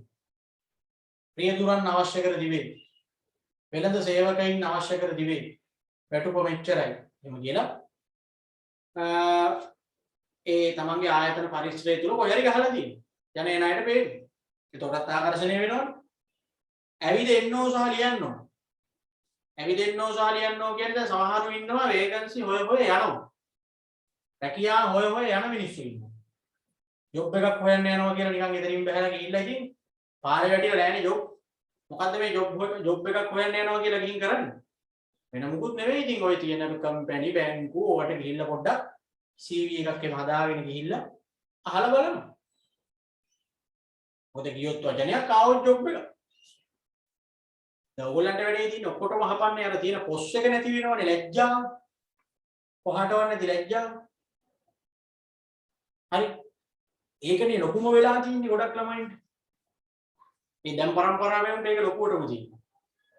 අර නිකන් තත්ත්වේ තියෙන අර මේක නැති වෙයි කියලා. ටාටර් කියන ඔය සංකල්පත් එක්ක නම් ජීවිතේ ගොඩ යන්න බෑ. අපිටත් ඒ කාලේ එහෙම තිබ්බනම් කවදාවත් මේ තත්ත්වෙට එන්න හම්බෙන්නේ නෑ. ඒවා අමතක කරලා දාන්න. අර තියෙන්නේ මොකද්ද සමාජයට වම්බු ගහපන් කියලා Tamanට ඕනේ විදිහට ජීවිතය ගත කරන්න කියලා. ඒක දා වෙන්න ඕන. ඕනි එකක් කියපුවා. ඔයා ඒව ගැන හිතන්නේ නැතුව විභාගෙ ලියලා ගෙදර ඉන්න කාලේ ටවුන් එකට නිකන් ආවත් බැංකුවකට හදිසියෙ වැඩකට ගියොත් බැංකුවේ මැනේජර් ගාවට ගිහින් අහන්න. මොකද ඇහුවා කියලා බනින්නේ නැහැ. මම ඉතින් දැන් ජොබ් කරන්නේ නැතුව මමත් ඔය නිකන් ගියාම නිකන් අහලා බලනවා. වේකන්සි එහෙම තියෙනවා නම් කියන්න අපේ ළමයි ඉන්නවා මම එවන්න එහෙම කියන. එහෙම එකේ ඕගොල්ලොත් අහන්න. ඒ තමයි ඇවිදෙන්න ඕ කියන්නේ. ඉතින් සමහර විට ඒ වගේ අහනකොට ඔයාගේ CV එක ඉල්ල ගන්නවනේ. වේකන්සියක් නම් තියෙනවා. හරි මම පොඩ්ඩක් බලලා කෝල් එකක් දෙන්නම් කියලා කියනවා. සමහරවිට කෝල් එකක් එනවා. අන්න ඒකනේ කියන්නේ. දැන් ඕගොල්ලෝ එහෙම නැහැ. හරියට කන්න නැත පාරේ යන්නේ නිකන් පොස් ලයින් එකේ. දැන් ඉන්නේ උන් එහෙමනේ. කාගෙන් හරි ඉල්ලගෙන හරි කමන්නේ අඳුමක් ඇඳගෙන යන්නේ නිකන් මණික් බුදුලාලි කෙනෙක්ගේ තමයි වගේ. එහෙම නෙමෙයි ඇත්තට මුණ දෙන්නේ යථාර්ථයට මුණ දෙන්නේ මහ පොළොවේ පාය ගහන්න ඔක්කොටම කලින් තමන්ගේ සැබෑ ස්වරූපය පෙන්වන්න ලැජ්ජ වෙන්න එපා. ඒ සැබෑ ස්වරූපය අගය කරන්න. ඒකේ ඉන්නකොට තමයි එතනින් එහාට යන්න ඔයාට උනත් අයිඩියා එන්නේ. ඒක ඔයාම වහගන්නවා. බොරු ආටෝපයක් හදාගන්න. ඒකට ඔයාටම පේන්නේ නැහැ ඔයාගේ සැබෑ තත්ත්වය. ඔයාව දකින්න කාට පේන්නේ නැහැ කොහොමත්ම. උවිතන්නේ ඔයා එන හොඳට සල්ලි අනම්මනම් තියෙන හොඳට එහෙම කෙනෙක් කියන්නේ. ඔයාට උනත් එතකොට ඔයාගේ තත්ත්වය අමතක වෙනවා. මේ මවාගෙන ඉන්නේ. එහෙම නෙමෙයි අපේ ඇත්ත කතන්දරෙත් එක්ක ඇත්ත තත්ත්වෙත් එක්ක ජීවත් වෙන්නේ. ඒක පිට මිනිස්සු දැක්කට කමන්නේ. මිනිස්සු මොනවා කිව්වත් කමන්නේ. එතකොට ඔයා එතන ඇත්ත තත්ත්වයේ ඉඳගෙන ඇත්ත තත්ත්වයෙන් ගොඩ එන්න try කරන්න. දැන් මොකද මේ විභාගේ ලියලා එළියට යන්න ඉන්නේ පිටිසක් ඉඳ මම ඉතින් ඔය එහෙම මෙහෙම ඔය පාඩමකින් ඇදලා ආවම හරි කියන්නේ. මොකද දැන් ඉන්න ළමයින්ට මම දන්නවා ජොබ් එහෙම වේකන්සි එහෙම සෙට් කරලා දුන්නත් උන් අහනවා එක එක හරස් ප්‍රශ්න. මේ తాවකාලිකව කීයක් හරි හොයාගන්න මොකක් හරි සෙට් කරලා දුන්නාම උණ්ඩ තියෙන්නේ එන කැටයක්. ෆීල්ඩ් එකේ යන්න තියනවද? අනේ මාකටිං නම් බෑ. කොළඹ යන්න ඕනේද ඉන්ටර්විව් එකට? මේ ඉංග්‍රීසියෙන් කතා කරයි දන්නේ නැහැ නේද? උන්න වගේ මහ බොළඳේ මම අනිත් පැත්තට යනවා. යන්නේ ඒක නේ කියන්නේ උවමනාවක් නැතිකම තියෙන නිකන් අර නිකන් හිතාගෙන ඉන්නේ ඔයාගේ අධ්‍යාපන සුසුකම් වලට ගැලපෙන රැකියාවක් HR මැනේජර්ලා ගෙදරට හොයාගෙන ඇවිල්ලා දොරට තට්ටු කරලා මේ ගෙදර ඉන්නව නේද ඒ ලෙවල් කරපු ළමයි ඔයාගේ සුසුකම් වලට ගැලපෙන ජොබ් එකක් අපේ ආයතනයේ තියෙන එන්න යන්න දෙන්න එහෙම දෙයි කියලා. ඉක්මනට රැකියාවක් හොයාගන්නේ රැකියාවක් හොයන මිනිස්සු. රැකියාවක් ලැබෙනකම් බලන් ඉන්න උන්ට ලේසියකට රැකියාවල් හම්බ වෙන්නේ නැහැ. රැකියාවල් නෙවෙයි කිසිම දෙයක් ළමයි ලැබෙනකම් බලන් හිටියොත් හම්බ වෙන්නේ නැහැ. අපි එලවගෙන ගිහිල්ලා හොයා ගන්නවා. එලවගෙන ගිහිල්ලා ගන්නවා. ඒක කරන්න. ඇවිදින්නෝ සහ ලියන්නෝ කියන්නේ එතකොට ආයතනවල සේවකයෝ ආකර්ෂණය කරගන්න ඒගොල්ලෝ ගා දෙන ක්‍රමයක්. පාඩුවක් වෙන්නේ නැහැ ගිහින් ඇහුවට. ලියන්නෝ කියන්නේ ඉතින් ඔය දැන් CV එකක් හදලා ඒ තියෙන ඇඩ්‍රස් එකට තැපෙන කරනවා. ඔය Sunday Observer, Daily Mirror අනම්මනම් තියෙන ඉංග්‍රීසි පත්‍ර තියෙන ඒවා තියෙන කම්පැනි වල වේකන්සි. ඔයාගේ CV ටිකක් හදාගෙන ඔය තියෙන ඇඩ්‍රස් වලට දාන්න. මුද්‍රයක් ගහලා දාන්න නෙදී. මොනවා හරි එකක් වෙන්නේ නැතේ. එහෙම දාන ඒවාට ඊට පොගම අනිත් පැත්තට එනවා කෝල් එක. ඉන්ටර්විව් එකට එන්න කියන්නේ. ඒක මේ දාපු දවසට පහුවදා සමහර වෙලාවට එහෙමනේ අද දාලා ඔහෙ බලාගෙන ඉන්නවා. දැන් හෙටෙයිද දන්නේ අනිත් දෙයිද දන්නේ දැන් නම් ලියුම හම්බෙලා ඇති. දැන් නම් කෝල් එකක් එන්න ඕන. එහෙම මේ නෑදෑයට ලියුමක් දාලා උත්තර බලාපොරොත්තු වෙනවා වගේ කම්පැනි වලට CV දැම්මහම ලියුම අනිත් පැත්තට ගන්න නෑ. ඒ යවණේව ඒගොල්ලෝ විසි කරන්නේ තියාගන්නවා. කවුරු හරි එකේ අපේක්ෂකයන් ඉවල තියෙන්නේ. ඒ ඔක්කොම තියාගන්නවා. තියාගෙන ආයතනය තුල වේකන්සියක් ආවම මෙන්න මේ වගේ තත්ත්වයක් උදා වුණාම අග්ගාලා බලනවා තියෙන CV මොනවද කියලා. බලලා කතා කරනවා. මේ අවුරුද්ද දාපු එකට ලබන අවුරුද්ද කෝල් එක එන්නත් පුළුවන්. එහෙම තමයි එන්නේ. ඉතින් ඒක නිසා නිකම්ම ගෙදරට වෙලා ජොබ් එකක් ලැබෙනකන් කියලා බලන් ඉන්නත් එපා. සල්ලි නැහැ කියා කරගන්න තියෙන දේවල් කරගන්න නැතුව ඉන්නත් එපා. මේ තියෙන தත්වෙත් එක්ක මොනවා හරි ගේමක් ගහලා ඔයාගේ ක්වොලිෆිකේෂන් ටික හදාගන්න. හැකි ඉක්මනින් ආදායම් උපයන පුද්ගලයෙක් බවට පත් වෙන්න. එතකොට වෙලාසනින් ජීවිතයේ ඉලක්ක වලට ගිහින්. පහුවෙලා ගිහින් වැඩක් නැහැ නේ ළමයි. වයසට ගිහිල්ලා වාහනයක් ගන්න කියලා හිතන්නකො. අවුරුදු 25 දී 30 දී වාහනයක් නැතුව කසාද බැඳලා ළමයි ඉන්නවා. ළමයි ඉස්කෝලේ 5 වසරට 6 වසරට ගිහිල්ලා ඔයාගේ තට්ටෙත් පෑදිලා කෙසුත් පැහිලා එහෙම වුණාම තමයි වාහනයක් ගන්න. වැඩක් නැහැ. ආතල් එකක් ගන්න නම් ඉතින් වාහනයක් එහෙම 25 වෙද්දිවත් තියෙන්න එපේ. කවුරු ගෙනත් දෙන්නේ නැහැ. ඔයා හොයාගන්න. ගන්න. ඒකට තියෙන්න ඕනි සිතුවිල්ල සහ කොන්ද. එච්චරයි. මොකද අපේ තාත්තලා කුලී වැඩ කරලා අපි හීනකින්වත් හිතලා නැහැ කාර් එකක් ගැන එහෙම. ඒක අඩුම තරමට හීනමවන්නේ. එහෙමවත් නැවිලා නැහැ පාරේ යන එනකොට ඉස්කෝලේ කාලේ එහෙම අපිට මේ වගේ කාර් එකක් යන්න පුළුවන් වෙයි කියන. කැම්පස් ෆස්ට් ඉයර් වගේ යනකොට නම් ඉලක්කයක් හැටියට තිබ්බා. කොහොම හරි කාර් එකක් ගන්නවා කියන්නේ. කැම්පස් එකේම පාස් ඉඳ ඉලක්කයක් ඇති වෙලා තිබ්බා. ඉතින් එහෙම තමයි.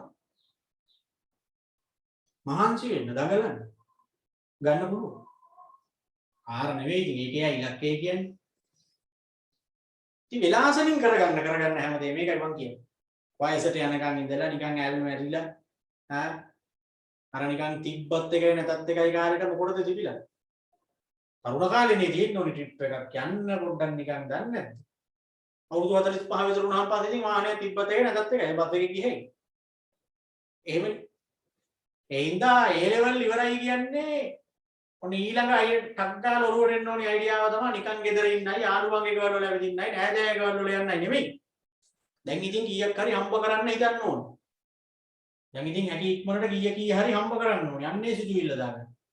සල්ලි තියෙන එකෙක් උනක් කමන්නේ. සල්ලි තියෙන උන් තමයි වැඩි හරියක් සල්ලි හම්බ කරන්නේ. ඒකනේ නැති උන් තියෙන උන්ට වෙන බැනින්. යකෝ තියෙන උන්ටම නේ තියෙන්නේ. තියෙන උන්ටම තියෙන උන් තව එකතු කරගන්න දඟලන ඉන්නේ. නැති උන් නැති බණේ කියා ඔහේ ඉන්නවා බලාගෙන. සල්ලි නැහැ. ඒක සල්ලි තියෙන උන්ට බැන ඉන්නවා. සල්ලි නෙමෙයි ජීවිතය කියන්නේ. පොර ටෝක් දෙන්නේ. සල්ලි නෙමෙයි තමයි ජීවිතය කියන්නේ. ජීවත් වෙන සල්ලි එපා. ඒකනේ වෙලාදී.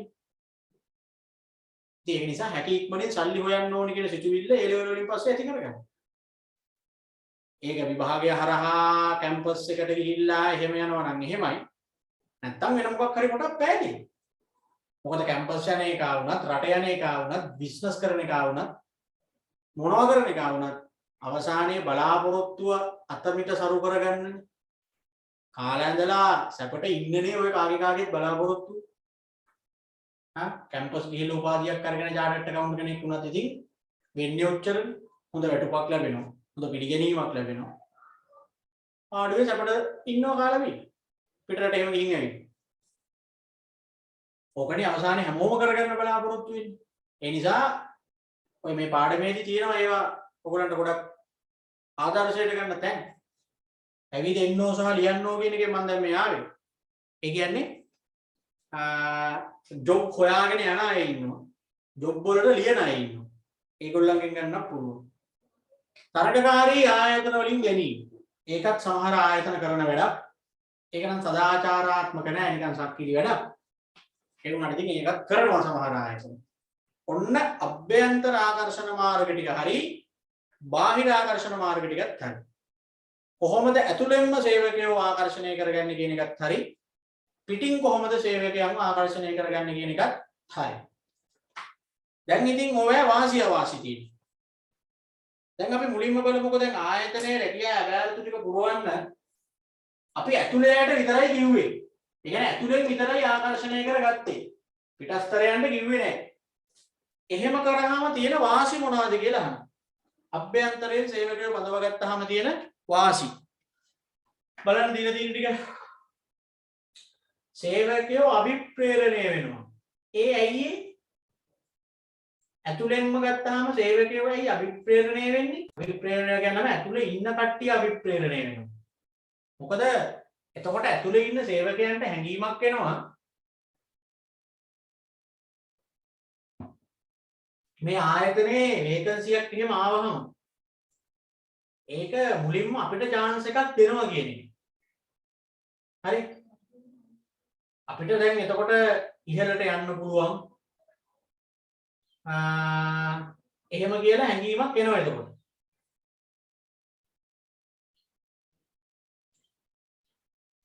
එක පැත්තකින් එහෙම. අනිත් එක තමයි දැන් වේකන්සි ගැන ඇතුලේ අයට කිව්වහම දැන් ඒගොල්ලොන්ගේ අතරින්ම ගන්න නෙවෙයිනේ ආයතනයට ඕන වෙලා තියෙන්නේ. ඒගොල්ලෝ හරහා ගෙන්න ගන්නනේ. එතකොට දැන් ඇතුලේ ඉන්න සේවකයාට ඒ පුරප්පාඩු ගැන කිව්වහම එයා ගිහිල්ලා Taman දන්න කියන අයට කියලා එක්කන් එන්නනේ බලන්න. එතකොට එයාට ඒකෙන් පොඩි ලකුණු ටිකක් ලැබෙනවනේ. තව කෙනෙකුට උදව්වක් උපකාරයක් කරා වෙනවනේ.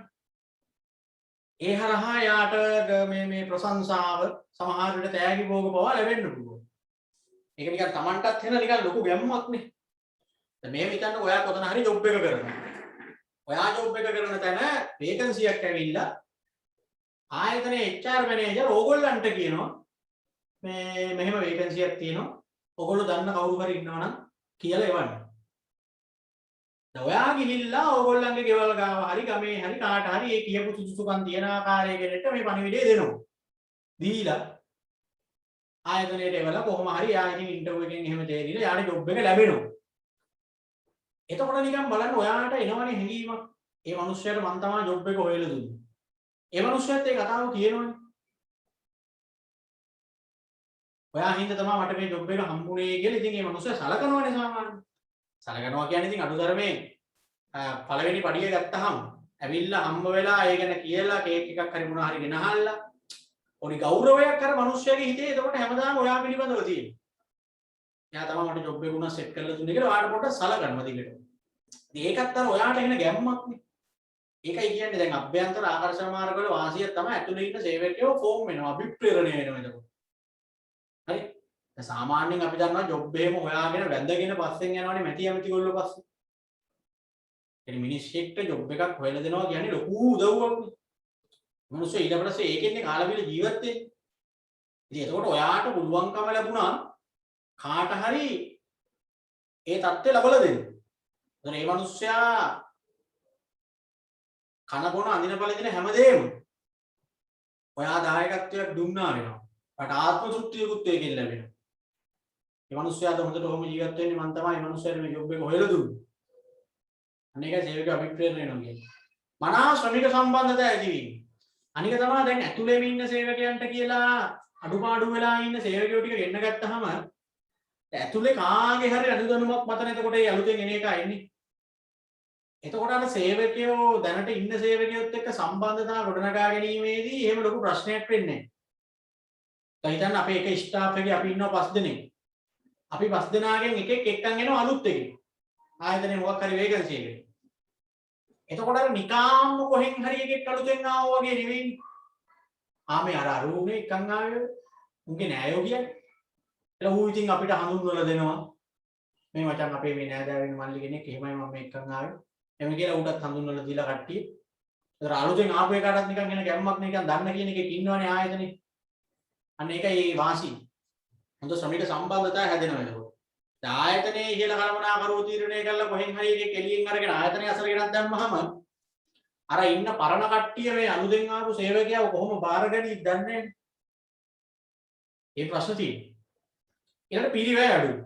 අභ්‍යන්තර ආකර්ෂණ මාර්ගවල තව වාසියක් තමයි කොස්ට් එක අඩුයි. යෝග්‍ය සේවකයන් රඳවා ගැනීමේ පහසුව. අනික තමයි ආයතනයේ පුරප්පාඩුවක් ආවම එකපාරට එළියෙන් ගන්න හොඳ නැහැ. උඩ පුටුවක් එහෙම හිස්සුනා. ඇතුලේ ඇයට chance එකක් දෙන්න ඕනේ.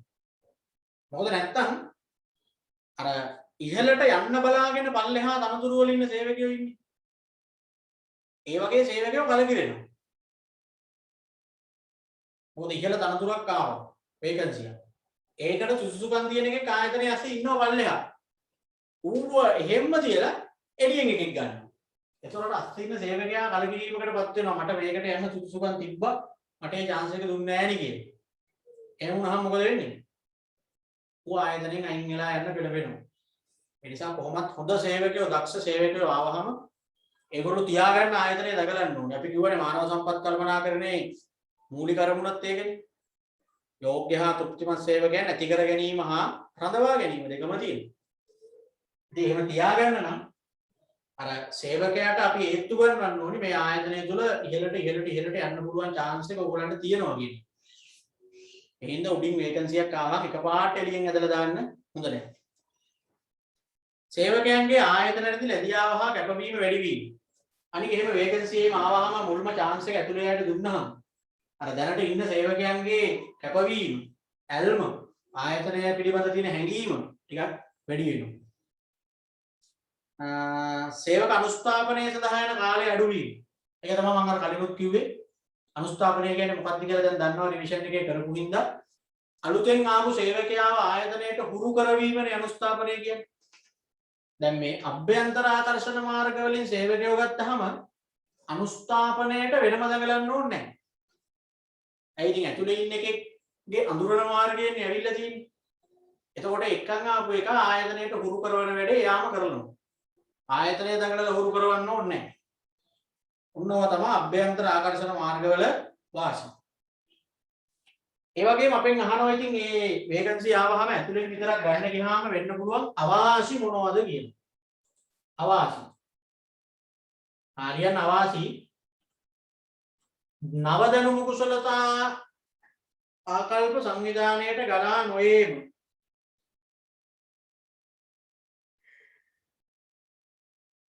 නව දැනුම කුසලතා ආකල්ප සංවිධානයට ගලා නොයේම.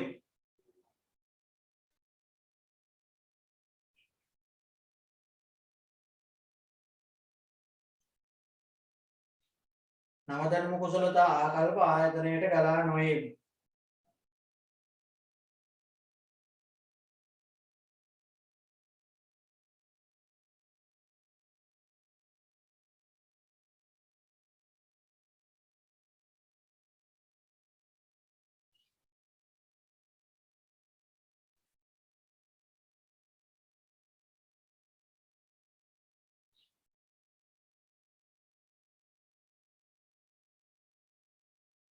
නවදනුම කුසලතා ආකල්ප සංවිධානයට ගලා නොවේම. යෝග්‍යතම පුද්ගලයන් බදවා ගැනීමේ අවකාශය අඩුවීම.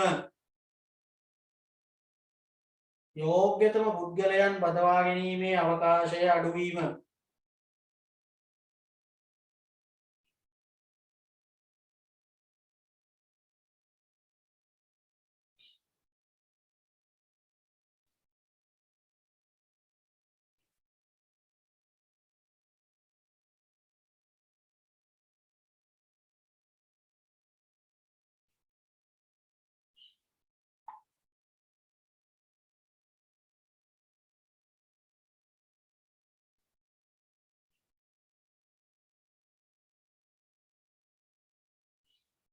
ඊළඟ එක පුහුණුව සඳහා ඉහළ පිරිවැයක් දැරීමට සිදුවීම.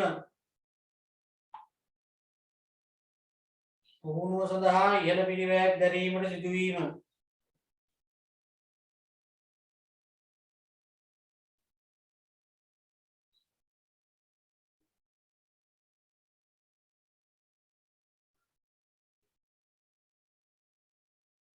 ඊළඟට ව්‍යාපාර සංවිධානයේ යල් ගැනීමට ඇති ඉඩකඩ වැඩි වීම.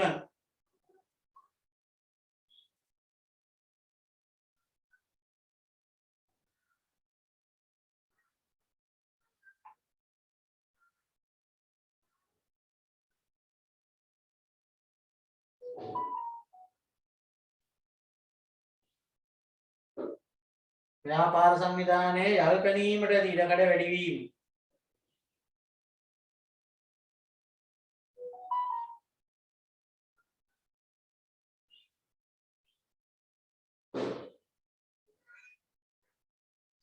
දැන් ඔය කියපුවා තේරුණාද බලන්න දැන් ඇතුළෙන්ම සේවකයෝ ආකර්ෂණය කරගන්න ගියාම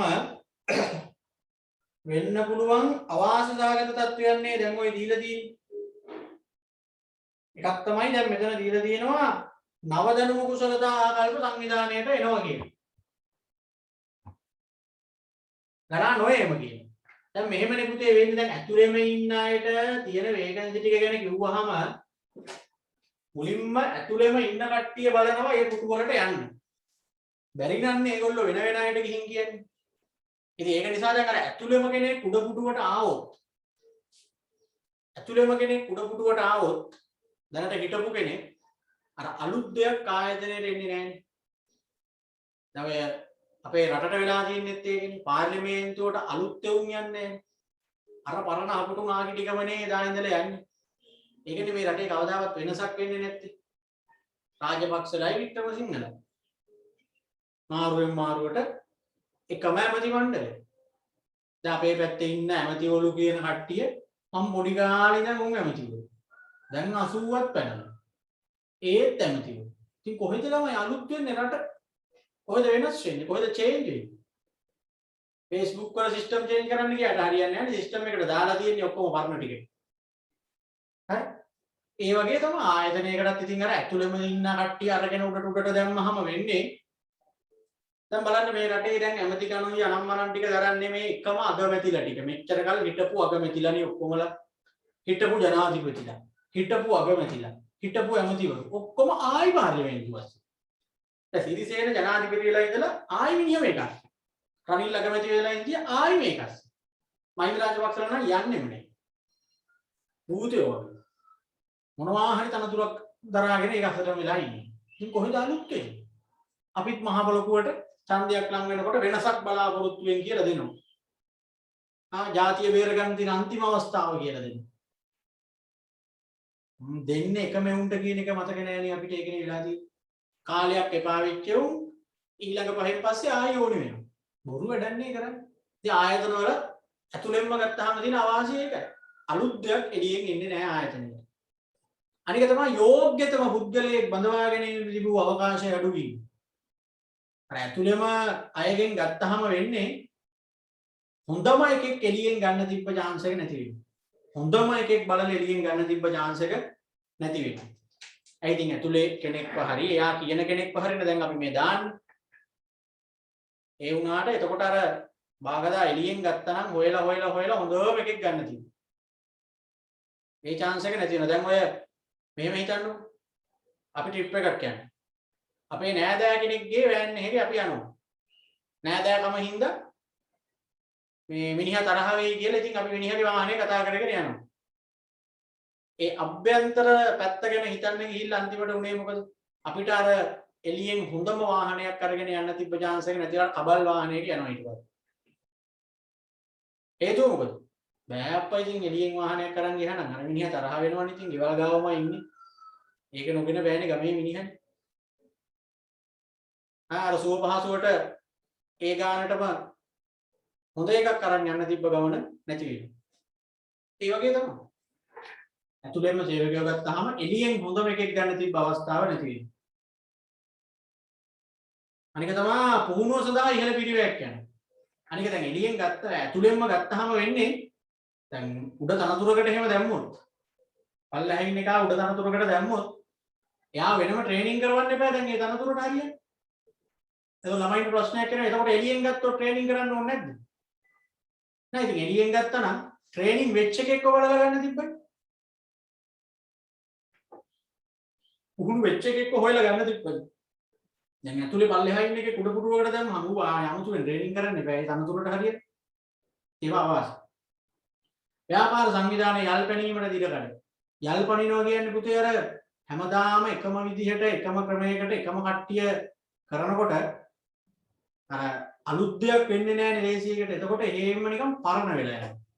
එක්ස්පයර් වෙලා යනවා. හරි. මොකද අලුත් දෙයක් නෑ. දැන් ලංකාවට වෙලා තියෙන්නේ ඒකනේ. මේ රටවල් වල කිසි පිබිදීමක් නැහැ.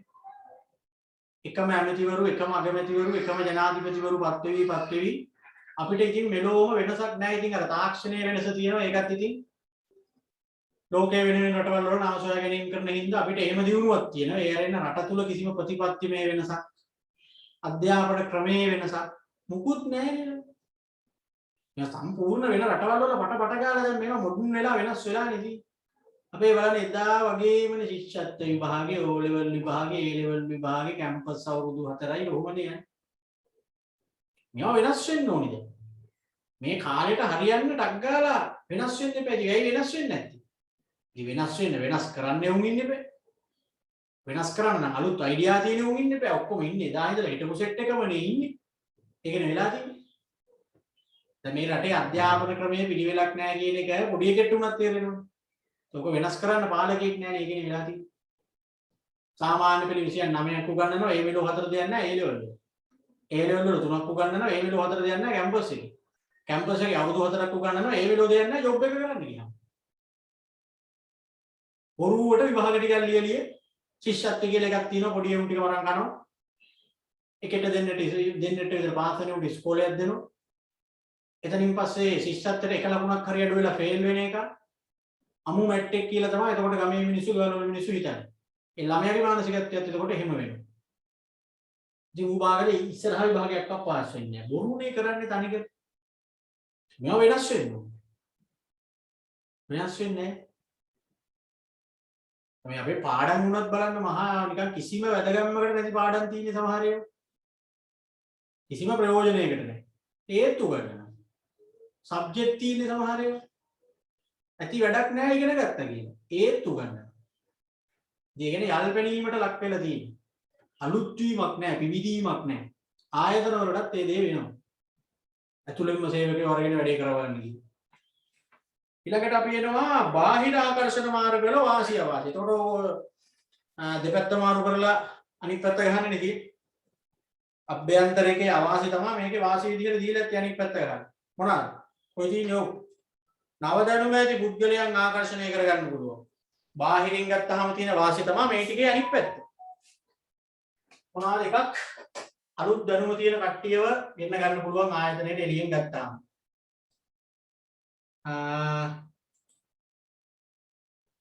විශාල පිරිසක් ආකර්ෂණය කරගන්න පුළුවන්. දැන් එළියෙන් ගන්නකොට අපේ අඩාර්තුට ගැන ප්‍රසිද්ධ කරාම ඒවට සුදුසුකම් තියෙන ගොඩාක් කට්ටිය ආකර්ෂණය වෙනවනේ. එතකොට ගොඩාක් අතරින් අපිට හොඳ එකෙක් තෝරගන්න නෙදී. ඇතුලෙන් විතරක් ගත්තොත් ඉතින් ඉන්න ටිකෙන් අලුත් හොඳ එකෙක් එපා තෝරන්න. තනතුරු සඳහා යෝග්‍යතම පුද්ගලයන් බඳවාගත හැකි වීම. අනික තමයි එළියෙන් ගන්නකොට හොයලා ගැල්ලපෙනම එකාව ගත්ත හැකි. පුහුණු ශ්‍රමය බඳවා ගැනීමෙන් පුහුණුව හා සංවර්ධනය සඳහා වැය වන පිරිවැය අඩු වීම. අනික අර මම කලින් කිව්වා වගේ කෙලින්ම එළියෙන් ගන්නකොට පුහුණු වෙච්ච එකෙක්ව බලලා ගත්ත හැකිනේ. එහෙම පුහුණු වෙච්ච එකෙක්ව බලලා ගත්තාම ඒකට යන පිරිවැය අඩු වෙනවා. අනික තමයි ව්‍යාපාර සංවිධානයේ නවීකරණය වීම හේවත් නැවත ගොඩ නැංවිය හැකි වීම. ඒ කියන්නේ යල් පැනීම කියන එකේ අනිත් පැත්ත සිද්ධ වෙනවා එළියෙන් ගත්තාම. ඒ වගේම තමයි එළියෙන් ගත්තාම තියෙන අවාසිය. එන ආයතනයේ සිටින සේවකයන්ගේ අභිප්‍රේරණයට බාධා ඇතිවීම. ආයතනයේ සිටින සේවකයන්ගේ අභිප්‍රේරණයට බාධා ඇතිවීම.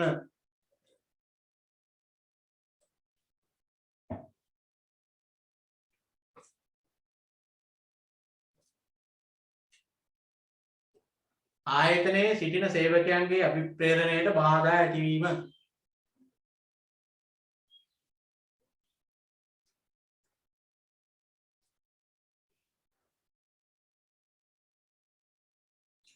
ආකර්ෂණය සඳහා වන පිරිවැය ඉහළ යාම. ආකර්ෂණය සඳහා වන පිරිවැය ඉහළ යාම.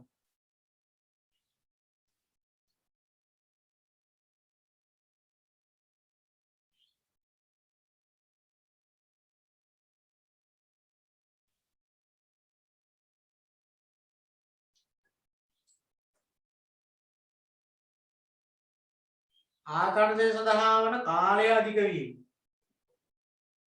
ආකර්ෂණය සඳහා වන කාලය අධික වීම.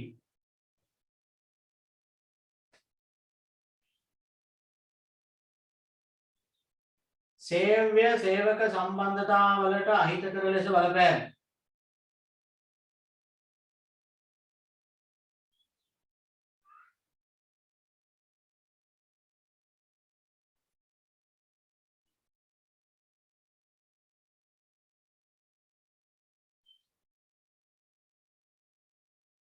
ඔය ඇවිල්ලා එළියෙන් ගත්තාම වෙන අවාසි.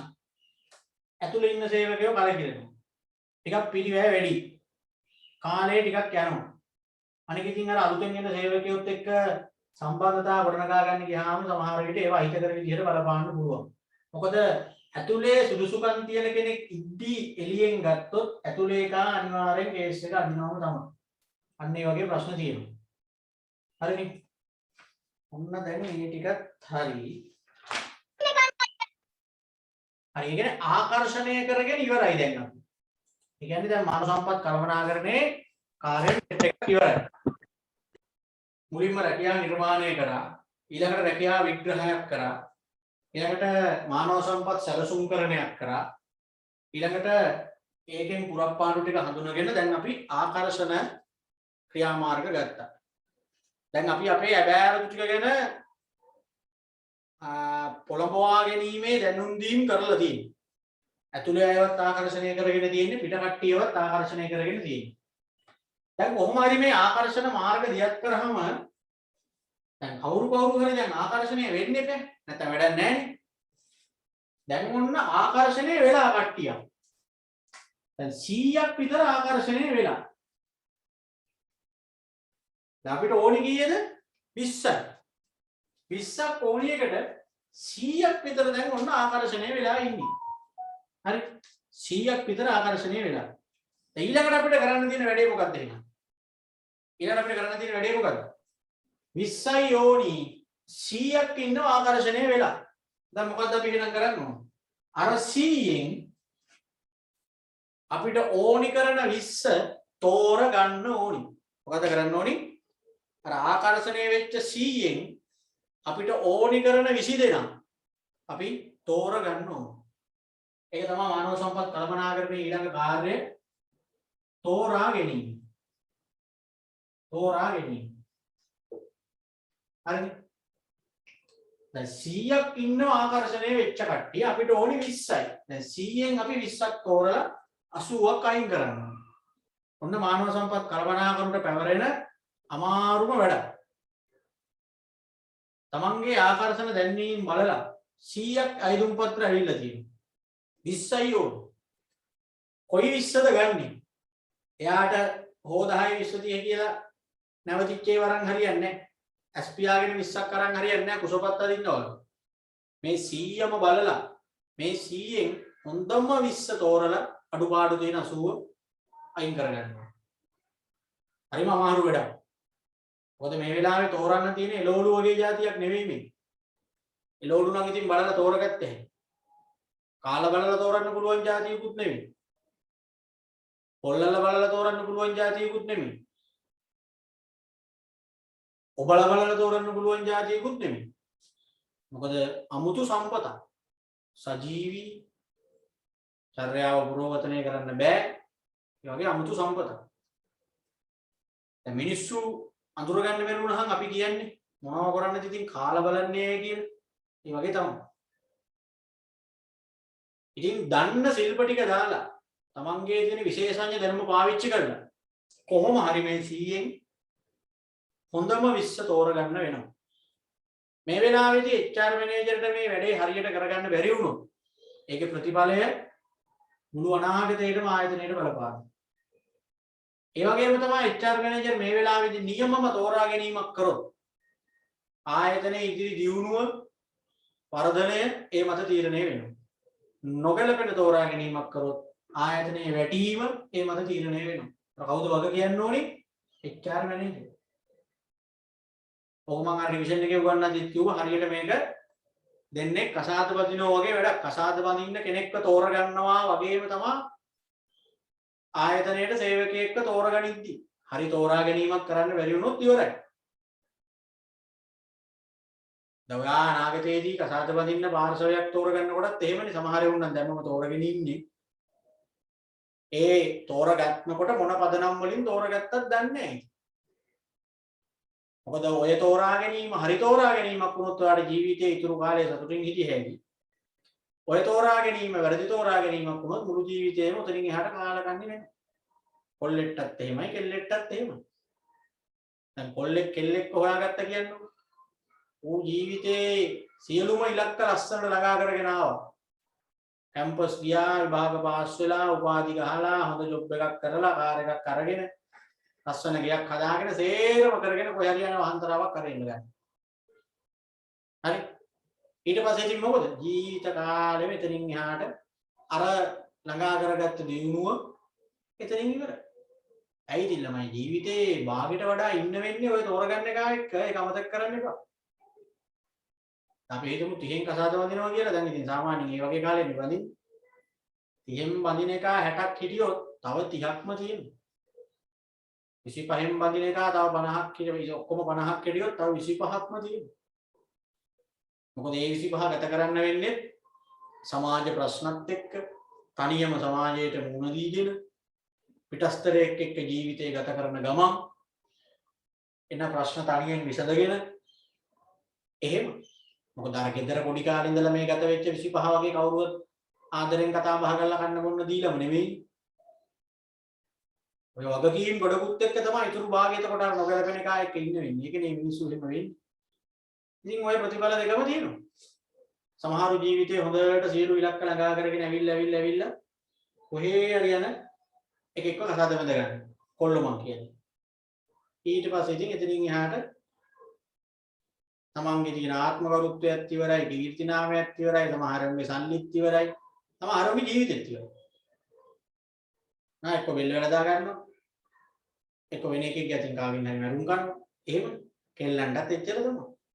කොච්චර හොඳට ජීවිතේ ඉලක්ක ටික ළඟා කරගත්තත් කොහේ හරි යන බේබද්දෙක් හරි සල්ලාලෙක් හරි එක පැටළුණු තමන්ගේ අර ඉතුරු භාගයේ ජීවිතේ භාගේ හෝ ඊට වැඩි ප්‍රමාණයක් කොහේ ඉතින් දුක් විඳ ඉන්නේ. මෙච්චර කල් කරපු දේවල් එතකොට වැඩක් නැති වෙන්නේ. එහෙම ඉන්නේ කියලා. හොඳට ඉඳලා විභාග පාස් වෙලා හොඳට ජොබ් එකම කරලා මෙන්න කොහෙද යන අත්‍යාද පාරේ හොයාගෙන. ඊළඟට ඉතින් ඌත් එක ගිහිල්ලා ඌ අර ඌට හම්බ කරලා දෙන්න ඕනේ, ඌට බොන්න සල්ලි දෙන්නත් ඕනේ. ඌ වෙන ගෑනු පස්සේ යනවා යවලා ඉන්නත් ඕනේ. ළමයිත් හම්බෙලා ඊළඟට තනියෙන් ගෙදර ඉන්නත් ඕනේ. අර ළමයි එක එක අතින් එක එක බඩේ ඔහොම තියාගෙන ඉන්නේ බස් වල එහෙම නැගී. හිටපොකෝ පාරයින් ඉන්නේ අද්දාවුවේ. මිනිස්සෙක් ඉන්නවනේ ඉතින් කොහෙද? ඉතින් ඒක තමයි වුණුත් ඉතින් යාළුවලා ඉන්න කාලේ ඉන්න ඇති ඔය දෙවෙනි නිමේ සංගීතේ ඉන්න වගේ එහෙමනේ ඔයගොල්ලෝ හිතාගෙන ඉන්නේ. ජීවිතේ එහෙමයි කියලානේ ඔය දැන් ඉන්න කෙල්ලගොල්ලෝ හිතාගෙන ඉන්නේ ටෙලි නාට්‍ය වල වගේ තමයි ඇත්තට කියන්නේ. ඒකනේ පොස් විදියට කාගෙන් හරි ඩෙනිමක් ඉල්ලගෙන ඇඳගෙන ටී-ෂර්ට් එකක් ඉල්ලගෙන ඇඳගෙන ජිම් ගිහිල්ලා අත ඩිංගක් පුම්බගෙන බයිසිකලයකින් එහෙම කරගෙන යන්න සුදුසු කාලේ ගෙල්ල වහුවෙන්නේ. කොල්ලොත් එහෙම කොන්න ඩිංගක් ටින් කරගෙන යන්තම් එහෙම මෙහෙන් කොට රැඳගෙන පොඩ්ඩක් එහෙම මෙහෙන් ගියොත් ඔන්න කොල්ල වහුවෙන සුදුසු කාලේ. හරි. ඒ වෙන්නේ ඒකයි අර Facebook ගිහිල්ලා නිකන් අර TikTok බලලා දෙවෙනි නිම සංගීතය අනම්මනම් ඕ වගේ ටෙලි නාට්‍ය බලලා තනිකර හිතන්නේ අම්මට දෙවි මේක තමයි ජීවිතේ. මේ වගේ ලස්සන නංගි කෙනෙක් එක කිව්වොත් තමයි මට දොඩිය හිටිය හැකි. මේ වගේ ලස්සන අයියා කෙනෙක් හිටියොත් මට නියමිට හිටිය හැකි. දෙරින් එහාට මොකුත් හොයන්නේ. පස්සේනේ කතන්දරේදී හාල් නෑ කියයි, ලෝලු නෑ කියයි, ඇඳුමක් ගන්න සල්ලි නෑ කියයි. සල්ලි ඉල්ලුවම් බනිනෝ. වැඩට ගියේ ගා ගෙදරින් නෑ රෑ 12ක වෙනකම්. ගෙදරට වඩා ඌ ඉන්නේ යාළුවොත් එක්ක. එහෙම මෙහෙන් කෝල් වෙනවා අන්න අර වෙන ගෑණියෙක් එක්ක ගියා වෙන මිනිහෙක් එක්ක ගියා කිව්වේ. කොහොමද ජීවිතේ එතකොට? අන්න ඒකයි. දැන් මේ හෙට අනිද්ද අපෙන් අයින් වෙලා යන ළමයි හින්දා ඉතින් ඕවා කියා තියන්නේ. සමහර කෙල්ලෝ එහෙම ඉන්නවා නිකන් පාරේදී අපිව දැක්කට කතා කරන්නේ නැහැ. විභාගෙම ඉරුණාම උන් අඳුර ගන්න බෑ එකපාරට. එහෙමයි ඉන්නේ. ඔය රත්නපුරේ ස්ටෑන්ඩ් එක පැත්තෙන් එහෙම මං යන්නේ නැහැ නේ නිකමටම පයින් එහෙම. සාමාන්‍ය පයින් ගියොත් එහෙම ඊළඟ සතිය ඇවිල්ලා බලනකොට ළමයි තුන් හතර දෙනෙක් පන්ති අඩුයි. ඇයි? අයියෝ ඉන්නේ විදියට උන්ට ආයි අපිට මුණ දෙන්න බෑ. උන් එන්නේ නැහැ ඊට පස්සේ. ඉතින් ආයි මොකටද ඉතින් අපි ගිහිල්ලා ඕක දිහා බැලුවයි කියලා. උන් ඔය සම්බන්ධතා නවත්තලා ඉවර වෙලා ගෙදරට වෙලා පාඩම් කරાઈએ. ගෙදර මිනිසුන්ටත් හොරෙන් කරන්නේ අපි කොහොමද නවත්තන්නේ? ඉතින් ඒකනේ වැඩි. ඒකයි මම ඔය කිව්වේ සාමාන්‍යයෙන් ආයතනයකට සේවකයෙක් තෝරගන්නකොට උනත් හරි ආයතනයකට සේවකයෙක් තෝරගන්නකොට උනත් අර ජීවිතේට පාර්ට්නර් කෙනෙක් තෝරගන්නවා වගේම තමයි. හරි හොඳ එකෙක් තෝරගත්තොත් ගොඩ නැත්තම් ඉවරයි. හරිද? ඒ හින්දා දැන් ඔය ටෙලි නාට්‍ය වල තියෙන ජීවිත ඇත්තට තියෙනවා කියලා හිතන්න එපා. මහා බොනද කතානේ. මම දැක්ක මේ ළඟදී දාලා තිනවා කොල්ලෙක් ගහ ගන්නවා කොත්තුවකට. කොත්තුවකින්ද ගහ ගන්නවා තව සෙට් එකක් එක්ක කොල්ලෙක් ඔය මොකක් හරි නාට්‍යයක. මම නාට්‍ය බලන්නේ මම දැක්ක කොහෙද Facebook වලද කොහෙද ඒ කෑල්ල වෙනම දාලා තියෙන්නේ. ඕවා බල බලා ඉතින් අර කොල්ලෝ වීඩියෝ කියලා හිත හිත ඉන්න කෙල්ලෝ ඉන්නවා කියලා. සමහරව මඩාන්න බලන්නේ ඕවා. කොටු බේරි වේ. සමහරව මේ මදිවට දැන් ඔය පන්ති වල අපිට ඇහෙනවනේ ඊටම ගමන් පඩිපෙල් වල එහෙම කෙල්ලෝ කතා වෙන්නේ. මේ අර මොනවා වෙයිද දන්නේ නැහැ නේද? අනීයාරයට ගැහුවාලු. ඔන්න ඕවා. උන් කෙලින්ම ඒක බොක්කෙන්ම බලලා තින්නේ කියන්නේ. බලන්න එපා ළමයි මම ජරා. හරි. ඊළඟට දැන් ඔන්න හරි. දැන් අපිට තියෙන්නේ තෝරගන්න තියෙන්නේ. හරිනේ. ආකර්ෂණය වෙලා ඉන්නවා 100ක්. හරි. ආකර්ෂණය වෙලා ඉන්නවා 100ක්. අපිට ඕනේ කීයද? 20යි.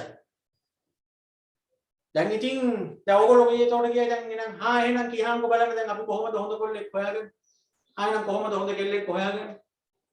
ඒකත් ඉතින් අර HR මැනේජර්ට තියෙනවා වගේ ඉතින් එක එක නිර්ණායක තියෙනවා ඉතින් හොයාගන්න. සාමාන්‍යයෙන් නිකන් අහපු පළියටයි දැන් ඕගොල්ලෝ කරන්නේ කෙලින්ම පෙනුම බලනවා. පාරේ යන්නේ විදිහ බලනවා. රංගපානවනේ කොල්ලෝ කෙල්ලෝ දෙකොල්ලම. ඒ රංගපෑමට දෙකොල්ලම අහු වෙනවා. කෙල්ලෝ රංගපාන එකට කොල්ලෝ අහු වෙනවා. කොල්ලෝ රංගපානවට කෙල්ලෝ අහු වෙනවා. එහෙම නෙවෙයි මෙතන තමන් හිතන්න ඕනේ මේ ජීවිතේට පාර්ට්නර් කෙනෙක් නේ හොයන්නේ. ඉතින් ආගිය තොරතුරු හොයලා බලලා එහෙම ඉතින් මොන හරි ක්‍රම දැන් ඉන්නේ උන් දන්නවා අපිට වඩා ක්‍රම. එහෙම හොයාගන්න තියෙන්නේ දැන් HR මැනේජර්ලට මොනවද තියෙන ක්‍රම දැන් ඔය තෝරගන්න. HR මැනේජර්ලට මොනවද තියෙන ක්‍රම තෝරගන්න. ඊටරවා මම කියලා දෙන්නේ නැහැ. මොකද මේ පාඩම කරනත් ඒවා කියවන්නේ කියලා අපරාධින වෙලාව. නැත්නම් ඔක්කොටම කලින් ඒක පටන් ගන්න ඊළඟට. මේ පාර්ට්නර් තෝරන්න පටන් ගන්න. ලක්ෂණ බල බල. එහෙම නෙවෙයි දැන් අපිට ඕනේ HR මැනේජර් කොහොමද දැන් මේ 100ක් ගෙන් මේ හොඳම 20 තෝරගන්නේ? හොඳම 20 තෝරනවට වඩා ළමයි මෙතන වෙන්නේ අඩුපාඩු තියෙන 80 කපලා දාන එක. අඩුපාඩු තියෙන 80 කපලා දාන එකයි මෙතන වෙන්නේ. හරි? අඩුපාඩු තියෙන 80 කපලා දාන එක මෙතන වෙන්නේ. මොකද මිනිස්සුන්ගේ අඩුපාඩු හොයන එක ලේසියි. මෙතනත් HR මැනේජර් කරන්නේ එකෙන් මෙහෙන් බලලා පොඩි පොඩි හරි කමන්නේ අදකොද තියෙන ඒවුම අයින් කරනවා. අඩුපාඩු තියෙන ඒවුම අයින් කරනවා. එතකොට ඉතුරු වෙනවනේ 20ක්. ඒ 20 තමයි එතකොට හොඳ 20. ඒ 20 තමයි හොඳ 20. හරි? එහෙමයි යන්නේ. ඉතින් ඒ සඳහා ආයතන වලින් එක එක ක්‍රම අනුගමනය කරනවා. ඔය ක්‍රම ඔක්කොම පාවිච්චි කරත් කමන්නේ. ඔය ක්‍රම වලින් කීපයක් පාවිච්චි කරත් කමන්නේ. එකක් පාවිච්චි කරත් කමන්නේ. හරි? කොහොම හරි අපි මේ 100න් 80 අයින් කරලා 20ක් ඉතුරු කරගන්න ඕනේ. හරි. MCQ සෙමිනාර් එක මේ සතියේ කරමු. දැන් ඉතින් එක 500ක් මේ සතියේ කතා කරමු. දැන් හැමෝටම ටියුට් ලැබිලානේ තියෙන්නේ. ටියුට් ලැබෙනකන් හිටියේ සහ විභාගේ කාලේ ගිහින් ඉඳලා ඉතින් මම ඔය පොඩ්ඩක් ඇද හිටියේ ටිකක් ලඟ වෙලාම කරලා දානවා කියලා. කොහොමද මේ මාසේ එකක් කරන්න ඕනේ. එක 500ක්. එක 500 යන්නේ පුළුවන් නම් දෙකම කරලා දානවනේ. මොකද දැන් ඔයගොල්ලන්ගේ වැඩ මූලික වැඩ ටික ඉවර කරලා දාන්න ඉපේ. මම දවස හරියටම කියන්නම් මම මේ බලබල හිටියේ කවදාද දැන් බදාදා තීරණය කරා සමහර ළමයින්ට බද කොහොමත් මම දාන්නේ ළමයි රෑ. තමා දාන්නේ හිතාගෙන ඉන්නේ. රිපීට් එකක් උදේ දෙන්න බලාගෙන ලයිව් එක රෑ කරන්න. මේ බොරවන්න නැති දවසක් එහෙම පොඩ්ඩක් ලයින් කරගන්නත් එපේ. එනියක් ගහලා තියෙන්නේ නැත්තම්. එතකොට රෑ සාමාන්‍යයෙන් 8ට විතර පටන් අරගෙන 12ට වෙනකම් කරන්න වෙයි. හරි? 8ට පටන් ගන්න. මොකද ඔය 500 දැන් මෙහෙමයි දැන් සාකච්ඡා කරන්නේ ඔයා කරන්න දාහම දැන්. මම කියනකොට එහෙම උත්තර ගහගන්න බලන් ඉන්න එපා. දැන් ඔයා MCQ දාහම කරන්න. ඉස්තම්බුල් වල 500යි අර 500යි දෙකම කරන්න. ඕක ඉරි ගහන්න බැයි නම් වෙනකොට ටිකක් හරි හොයාගෙන කරන්න. දැන් ඔයාට තියෙන්නේ මම සාකච්ඡා කරන කාට චෙක් කරගන්න විතරයි. හරි? චෙක් කරගන්න විතරයි තියෙන්නේ. එහෙනම් දැම්ම කරන්නකෝ. එතකොට අපි දැන් පොඩ්ඩක් මේ සතියේ දවසක් දාගමු. දැන් අද ඉරිදා මේ සම්දම් පටන් ගන්න සතියේ දවසක් දාගමු. දැන් අපි බලමු කොහොමද දැන් මේ මානව සම්පත් කළමනාකරු මේ සේවකයන්ව තෝරගන්නේ කියලා. කියවන්න ආකර්ෂණීය වූ සේවකයන් අතුරින් යෝග්‍යතම පුද්ගලයා රැකියා ලැබෑරුව පිරවීමට තෝරා ගැනීම මින් අදහස් වේ. මෙහි පරමාර්ථය වන්නේ නිසි රැකියාවට යෝග්‍යතම පුද්ගලයා බඳවා ගැනීම. යහපත් සේවා ආයෝජක ප්‍රතිරූපයක් ගොඩනගා ගැනීම. තෝරා ගැනීමේ පිළිවෙල අඩු කර දීම. හොඳම සේවකයව තෝරගන්න ඕනි. එම තෝරගන්න එකෙන් බලාපොරොත්තු වෙන දේ තමයි අදාළ රැකියාවට ගැළපෙනම කෙනා ගන්න එක. හොඳ සේවක සම්බන්ධයක් ඇති කරගන්න එක. තෝරා ගැනීමේ පිළිවෙල අඩු කරගන්න. මොකද තෝරගන්නකොට හරියනම එක තෝරගත්තොත් පිළිවෙල ගොඩක් අඩුයි. නොගැලපෙන එකෙක්ව තෝරගත්තොත් පිළිවෙල වැඩි. අතනත් එහෙමනේ. ප්‍රකාශාතපදින සිද්ධිය වුණත් එහෙම තමයි. පිළිවෙල වැඩි හරි තෝරා ගැනීමද හොඳම සේවකයා තෝරගත්තොත් මොකද? එතකොට අඩුපාඩු නැහැ සේවකයා ගන්නට වැඩ ටික කරනවා. එතකොට අපි ඒ කරපු වියදම අපරාධ වෙන්නේ නැහැ. ඒ සේවකයාගෙන් අපිට ඊට පස්සේ අනිත් පැත්තට කාර්යඵලය ලැබෙනවා. නොගැලපෙන එකෙක් තෝරගත්තොත් මොකද වෙන්නේ? ඒ වියදම දැන් දරලා ඉවරයි. පස්සේ මේ ගත්තු එක වැඩක් නැහැ. ඌට වැඩ ටික කරගන්න බෑ. එහෙන් ඒ අලුතෙන් ගත්තු එක නිසා ආයතනයේ තියෙන දේවලුත් විනාශ වෙනවා. යන්ත්‍ර සූත්‍ර වලට එහෙම හානි වෙනවා. සම්පත් අපත යනවා එතන. එතනින් පාඩු. ඊළඟට ඉන්න එක දැන් මේ ගත්තු එක හරියන්නේ නැත්නම් ආයි වෙන එකක් ගන්න එපා. දැන් ආයි වේදම් කරන්න ඕනේ. සමහර විට ගත්තු එකව අයින් කරන්න ගියාමත් ප්‍රශ්න. ඌ ගිහින් නඩු දාලා අරකයි මේකයි එන්නේ. කොහොම තමයි දැන් කසාද බැඳගත්තු උච්චද? නොගැලපෙන එකක් බැඳගත්තොත් එහෙම ජීවිතේ ඉතින් එහාට ගිහින් පිළිවෙල වැඩි, වියදම් වැඩි. එක එක ආකාර වලට වියදම් වැඩි වෙනවා ඉතින් ඒක. ඩිවෝර්ස් වෙන්න උනත් කෙනෙක් හිතන්න පස්සේ දවසේ ආයි වියදම් කරන්න එක. ඊට අමතරව ඉතින් අර Tamanට සෑල්ලුවෙන් ජීවත් වෙන්න තිබ්බ එක ඕන නැති දේවල් වලට වියදම් කර කර ඉන්න වෙනවා.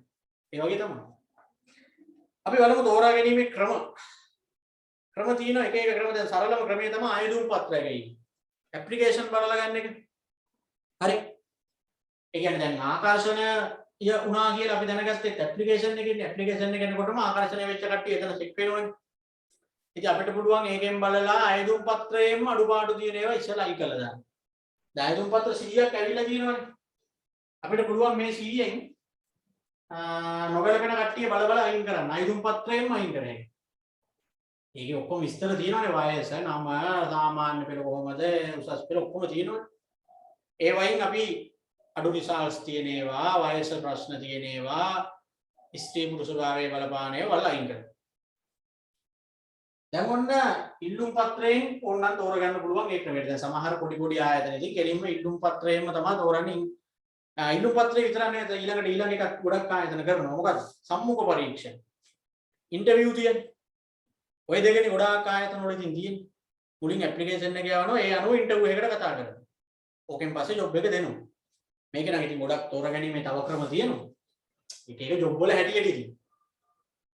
සම්මුඛ පරීක්ෂණ කියන්නේ කෙලින්ම සේව්‍යාහා දැන් සේවා මේ මානව සම්පත් කළමනාකරු රැකියා අපේක්ෂකයාත් එක්ක මූණට මූණ හම්බ වෙලා කතා බහ කරලා සේවකයාගේ යෝග්‍යතාවය පරීක්ෂා කරනවා. ඉල්ලුම් පත්‍රය බලලා පරීක්ෂා කරනවට වඩා දේවල් ටික සම්මුඛ පරීක්ෂණයෙන් පරීක්ෂා කරගන්න පුළුවන්. මොනවාද? ඇයි දැන් මෙතෙන්දි පුළුවන් අපිට හැසිරීම ගැන බලන්න.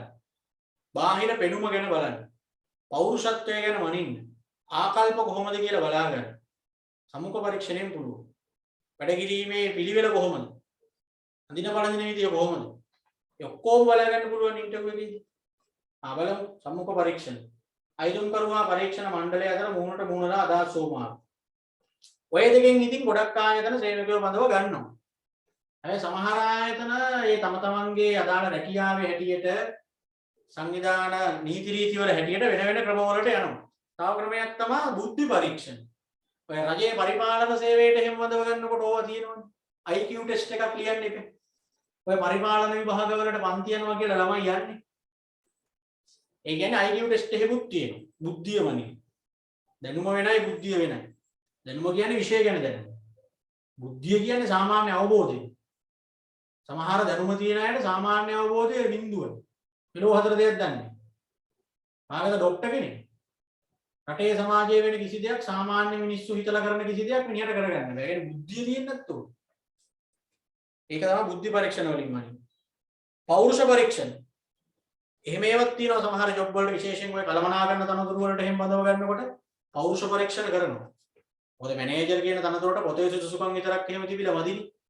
පෙනුම, කතා විලාසය ඒවා තියෙන්නත් එපා. මැනේජර් කිව්වහම බලන්න ඕනේ ආයතනයක නිකන් පොඩි අමුතු පෙනුමක් තියෙනවනේ යාගේ. අමුතු ලුක් එකක් තියෙනවනේ ලොක්කගේ.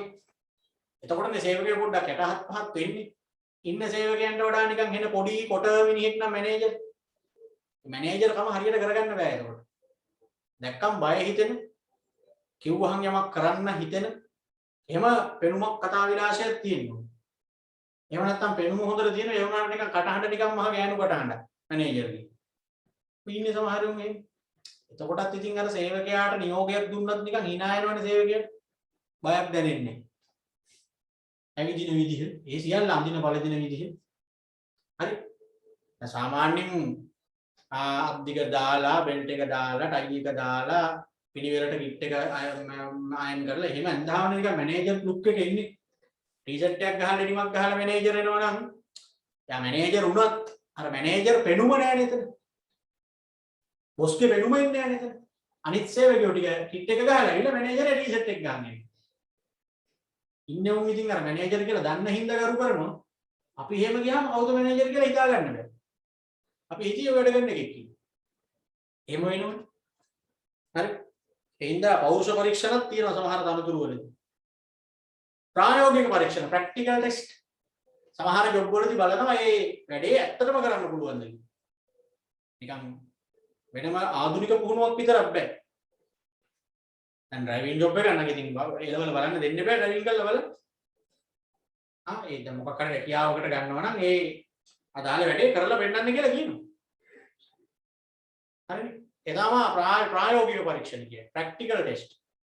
දැන් මම නැටුම් සංගීත කරන ළමයින්ට විභාගෙටත් තියෙන්නේ. පොතේ තියෙන දින ටික ලිව්වට බෑ අර වාදනය කරන ඒවා ගායනය කරන ඒවා කළා වෙන්නන්නත් එපා නටලා එහෙම වෙන්නන්න එපා. ඔය සෞන්දර්ය විශ්වවිද්‍යාලයට එහෙම ගන්නකොට ප්‍රැක්ටිකල් ටෙස්ට් එක පෙරලා නම් ඉසෙට් එක තිබ්බත් යන්නත් බෑ. ජොබ් වලටත් එහෙම තමයි. සහතික ටික තිබ්බට බෑ ප්‍රැක්ටිකලි කරගන්න බෑ. ප්‍රායෝගිකව කරන්න ගියාම කරගන්න තේරෙන්නේ. ඒ වෙනුම් කපලා දානවා ඊට පස්සේ. වෛද්‍ය පරීක්ෂණත් තියෙනවා. සේරම හොඳ වුණාට වැඩක් නැහැ නේ. වසංගත ලෙඩ හේම තියෙනවද දන්නේ නැහැ. සමාජ රෝග, චර්ම රෝග, රැකියාව කරගන්න බැරි ආකාරයේ ඇදුම පීනස පිට් එක වගේ ලෙඩ. එහෙම උන් ගත්තත් ඊළඟට ආයතනයට අවුල්. ඇයි ඉතින් ඔය වැඩ කරන වෙලාවේ සේවකයාට මොකක් හරි වුණොත් එක්ක එයාගෙන් අනිත්‍යයට මොකක් හරි බෝ වුණොත් ඒවත් බලනවා. මෙඩිකල් ටෙස්ට් එකක් තියෙනවා සාමාන්‍යව. කොරියන් එහෙම රටවල් වල එහෙම යනකොට මෙඩිකල් ටෙස්ට් එක පෙරලා කොහොමවත් යන්න බැහැ. හරි. අනිත් මොනවා තිබ්බත් බෑ ඒක පාස් වෙනවාද කැම්පස් යනකොටත් මෙඩිකල් ටෙස්ට් එකක් ගන්න එපා. මෙඩිකල් එකක් ගන්නවා. පසුබිම් පරීක්ෂණත් කරනවා. ඒ මොන පසුබිම් පරීක්ෂණ කියන්නේ? ඒ කියන්නේ සාමාන්‍යයෙන් ඔය මේ සේවකයාගේ ඉතිහාසයේ මොන වගේද කියලා අතීතය සුන්දරද කියලා බලනවා. සමහර උන් දැන් බෝධිසත්වයෝ වගේ හිටියට මුළු ඉතිහාසෙම ගඳයිනේ සමහර උන්. කරන්න ඕනි දේවල් සේරම ටික කරලා තමයි දැන් නිකන් උපාසක චරිත වෙලා තියෙන්නේ. ගම්වල එහෙම ඉන්නවා එහෙම චරිත. බණමයි කියන්නේ යන්නේ නැත. බලනකොට ඒ කාලේ ඉඳලා ගමේ කරන්න තියෙන අසමජ්ජාති වැඩ සේරම කරලා ගෙදෙට්ටම කුරුල්ල පවා මරාගෙන කාලා පස්සේ දැන් ඉතින් යන දන බණ කියනවා. එහෙම චරිත ඉන්නවනේ. ඒ හින්දා ඉතිහාසෙත් බලන්න. ඒකනේ තමන් පහු කරන හැම සම්දිස්ථානයකම හොඳ විදිහට පහු කරගන්න කියන්නේ. පාසල එකක් විශේෂයෙන්. ගම මොකක් හරි ජොබ් එකක් කරා නම් ඒ ජොබ් එක කරපු තැන හොඳ විදිහට හැසිරෙන්න. මොකද ජොබ් වලට ගන්නකොට ඒක හොයලා බලන්න. ඒකනේ ඒ කියන්නේ ඉස්කෝලෙන් චරිත සහතික ගේන්න කියනවා. ග්‍රාම සේවක සහතික ගේන්න කියනවා. රජයේ රැකියාවලදී පොලිස් සහතික ගේන්න කියනවා. මොනවද ඕව වෙනල්ලා බලන්න. මේ මිනිස්සයා මේ හැමතැනම හොඳ චරිතයක්ද කියලා බලන්න. පොලිස් සහතික වල එහෙම හරියට කම්ප්ලේන්ට් එහෙම තිබ්බොත් ඉතින් සමහර ජොබ් නැති වෙලා යනවා. මොනවාට හරි මත්ද්‍රව්‍ය ජාවාරම් ගංජා ගහලා අරක මේක කරලා පොලිසිය වලට අහු වෙලා ඉරේ ගිහිල්ලා එහෙම ආවනම් ඕවා ලිය වෙනවා. ගිහින් ආවා වගේ නෙවෙයි. ඊළඟට රැස්සාවකට යන්න ගිහින් පොලිස් සාධකයක් ගන්නකොට ඒවා සඳහන් වෙනවා ඒක. ඉතින් ඒකට ලකුණු ටිකක් කැපෙනවා. ඒ කියන්නේ ඉස්කෝලේ යන ළමයින්ට පොලිස් කේස් එහෙම ඇති නොවෙන්න ගොඩක් වෙලාවට වැඩි හිටියෝ ඔය බලාගන්නේ කාගේ උඩ. දැන් කොල්ලෝ ටිකක් ගහගත්තත් ඉතින් දෙපාර්ශ්වයේ දෙමව්පියෝ ඇවිල්ලා පොලිසිය නොයා බේරගන්නනේ බලන්න. මොකද කොයි පැත්තෙන් පොලිසිය ගියත් දෙන්නගේම නම ලිය වෙනවා පොලිසිය. මෙහෙම කැරණි කෝරහල වලට සම්බන්ධ වෙලා පොලිසියට ආවා කියන්නේ. ඒ දෙන්නටම අවශ්‍යයි. ඒ හින්දා ඒවත් බලනවා. ඔන්න ඔය සේරම බලලා 80ක්ම කපනවා. එතකොට ඉතින් 20ක් ඉතුරු වෙනවා. හරි මම අර කිව්වා වගේ ඔය ක්‍රම ඔක්කොම අනුගමනය කරන්නත් පුළුවන් ඕනනම් ඕයන් ටිකක් අනුගමනය කරන්නත් පුළුවන් ගොඩක් ආයතන ඉතින් ඕයන් කොයි දෙකද කරන්නේ පළවෙනි දෙක අයදුම්පත් රැගීමයි සම්මුඛ පරීක්ෂණයයි ඉතින් ගොඩක් කට්ටිය කරනවා අනිත් ඒවා නම් ඉතින් ඒක රැකියාවල තමයි කරන්නේ හරි දැන් ඔය විවිධාකාර ක්‍රම හරහා මොනවද බලහනවා සේවකයාගේ බලන්නේ ඔය මොන ක්‍රමයෙන් වුණත් බලන්නේ මෙන්න මේ දේවල් දැනුම කුසලතා ආකල්ප ශාරීරික මානසික යෝග්‍යතාව දැනුම බලන්න ඕනි කුසලතා බලන්න ඕනි ආකල්ප බලන්න ඕනි ශාරීරිකව මානසිකව තියෙන යෝග්‍යතාවය බලන්න ඕනි ඔය හැම ක්‍රමයකින්ම ඔය සෙට් එක තමයි බලන්නේ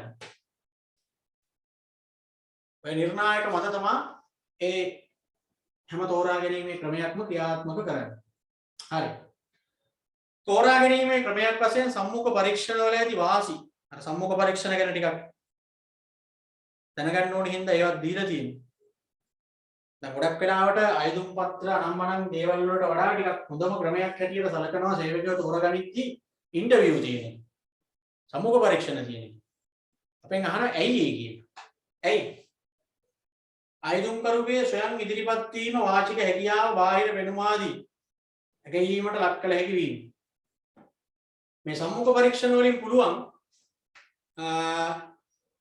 අයදුම්කරුගේ ඉදිරිපත් වීම වාචික හැකියාව බාහිර වෙනුම මේ ටික බලා ගන්න. අපේක්ෂකයාගෙන් අතිරේක තොරතුරු ලබා ගන්න පුළුවන්. දැන් අයදුම් පත්‍රයේ මාතෘකා දානකොට හැකියාවට අදාළ දේවල් විතරනේ අපිට යොමු කරන්න පුළුවන්. දැන් ඉන්ටර්විව් එකේදී ඉතින් අපිට නිකන් කතා බහ කරගෙන ඉන්නේ නිකන් මූණට මූණ හම්බ වෙලා. එතකොට එහෙම මෙහෙම ඉතින් ඔය වෙන ප්‍රශ්නත් අහගන්න පුළුවන්. අතිරේක දේවල් දැනගන්න පුළුවන්. පෞරුෂත්ව ගති ලක්ෂණ මනගන්න පුළුවන්. අයදුම්පතේ තිබූ අපහැදිලි තැන් පැහැදිලි කරගන්න පුළුවන්. අපේක්ෂකයාටත් ආයතනය පිළිබඳ යම් නැගීමක් කරන්න පුළුවන්. සම්මුඛ පරීක්ෂණයේ වාසිය ඒකයි. ආයතනයේ ගොඩක් වාසි සේවකයාටත් වාසියක් තියෙනවා. මොකද තමන් වැඩ කරන්න යන තැන, තමන් රස්සාව කරන්න යන තැන ගැන පොඩි ඇගීමක් මේකෙන් කර හැකි මේ ඉන්ටර්විව් එක දවසට. තැන කොයි වගේද, එතන තියෙන පහසුකම් කොහොමද, ඉන්නේ මොන වගේ කට්ටියද, යන්න තියෙන පාර මොන වගේද, ටවුන් එකේ ඉඳන් කොච්චර දුරද, මේ වගේ තැනක වැඩ කරලා ගෙදර යනකොට කීයේ වේද, මේ සේරම ටික ලයින් කරගත්ත හැම ඉන්ටර්විව් එකට ගියාම. එතන කියනවනේ මාට මේ මෙතන තමයි වැඩ තියෙන්නේ එහෙම කියන. ඒක තමයි සම්මුඛ පරීක්ෂණ වල තියෙන වාසි. අවාසිත් තියෙනවා ඉතින්. සම්මුඛ පරීක්ෂණ කියන ක්‍රමය තුල තියෙන අවාසිත් තියෙනවා. මොනවද බලන්න අවාසි? අපේක්ෂකයාගේ බිය හා ජකිතේ නිසා නිවැරදි ඇගීමක් කළ නොහැකි වීම. අනික මේ ඉන්ටර්විව් වල තියෙන අවාසිය තමයි කොහොමත් ඉන්ටර්විව් එකකට යනකොට මට කියා අපේක්ෂකයා බයෙන් චකිතයකින් යන්නේ. කවුරු වුණත් එහෙමනේ. ඉන්ටර්විව් එකකට යනවා ගුවාම වෙවුල තමයි යන්නේ. ඒ බයත් එක්ක නිවැරදි ඇගීමක් එතෙන්දි කරගන්න බැරි වෙනවා. ඒ කියන්නේ සේවකයා ඇත්තටම හොඳයි. බයින්ද හරියට උත්තර දී ගන්න බැරි වෙලා. සින්දු හොඳට කියන්න පුළුවන් අයට ස්ටේජ් එකට නැග්ගහම සින්දුව අමතක වෙන්නේ. හොඳට පාඩම් කරලා තියෙන්නේ. මම එකපාරට පන්තියේ නම කියලා ප්‍රශ්නයක් ඇහුවහම අමතක වෙනවා දරස් ගාලා. අර පපුව එකපාරට නිකන් පෝස්ට් ගාලා යනවා. ඒත් එක්ක අහපු එක අමතකයි. වචන පටලැවෙනවා.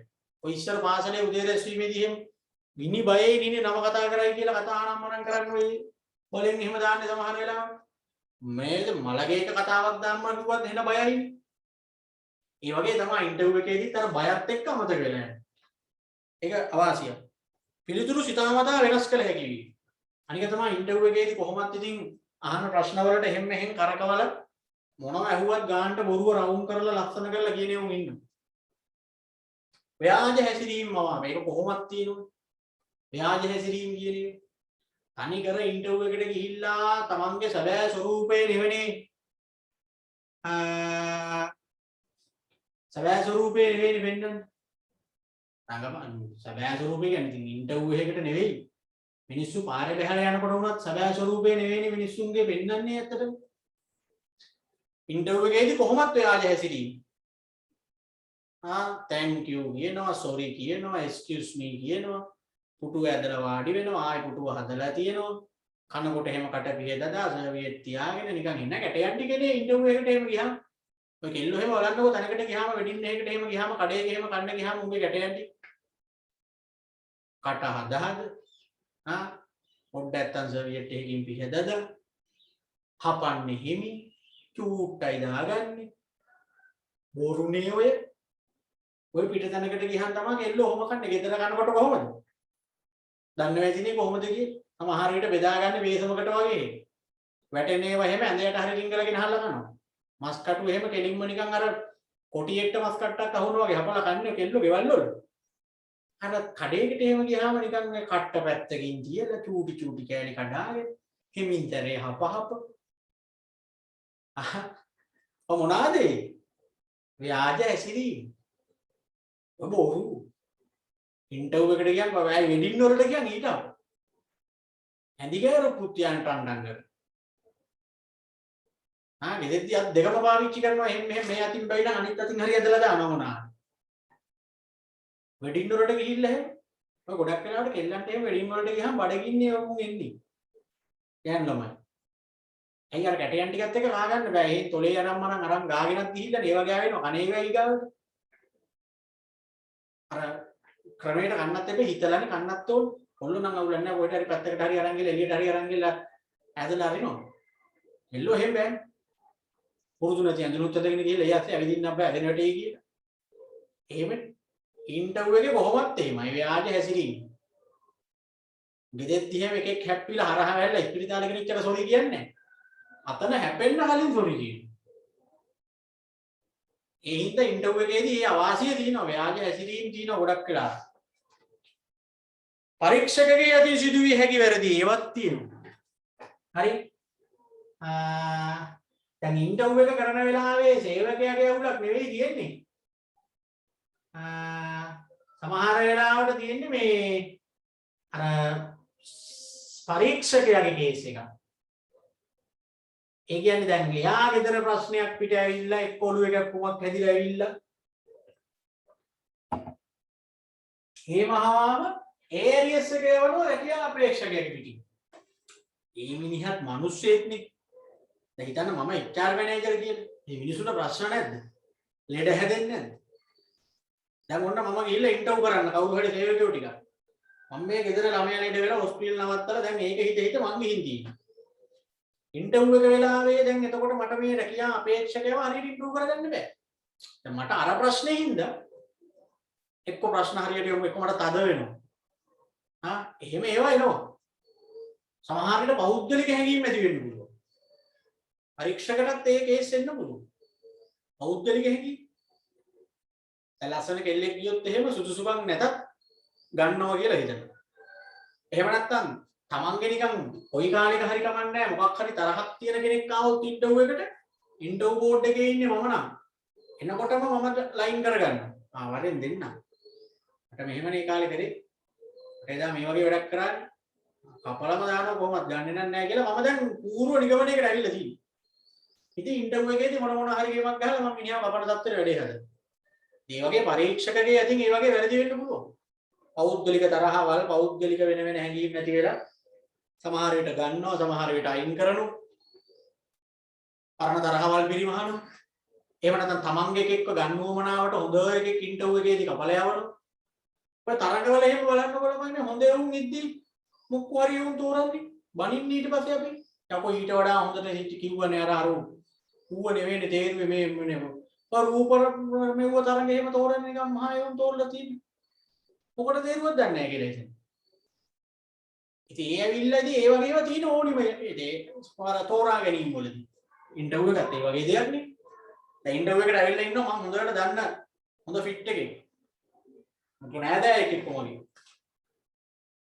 දැන් වේකන්සි තියෙන්නේ එකයි නම් ඒ තනතුරට මම අරුව ගන්න ඕනි මට ඊට වඩා කොච්චර හොඳ එකෙක් ආවත් මොන හරි අඩුපාඩු බලලා කපලා දානවා ඒ වගේ අවාසි තියෙනවා ඉන්ටර්වියු වල හරි අවාසි තියෙනවා ඒ වාසිත් තියෙනවා අවාසිත් තියෙනවා ඔන්න දැන් තෝරගෙන ඉවරයි දැන් අපිට වමනා වුණා කොමලා 20ක් අපි ආකර්ෂණ ක්‍රියාමාර්ග හරහා අපිට ආකර්ෂණය වුණා 100ක් අපිට 100ම ඕනේ නැහැ 20 යෝනි උනේ එහෙනම් අපිට සිද්ධ වුණා ඉතුරු 80ක් අයින් කරන්න ඒ 80 අයින් කරද්දී ඔය විවිධ ක්‍රම අයදුම්පත් සම්මුඛ පරීක්ෂණ බුද්ධි පරීක්ෂණ එක එක ක්‍රම හරහා අපි ඔන්න අයින් කරගෙන ගියා.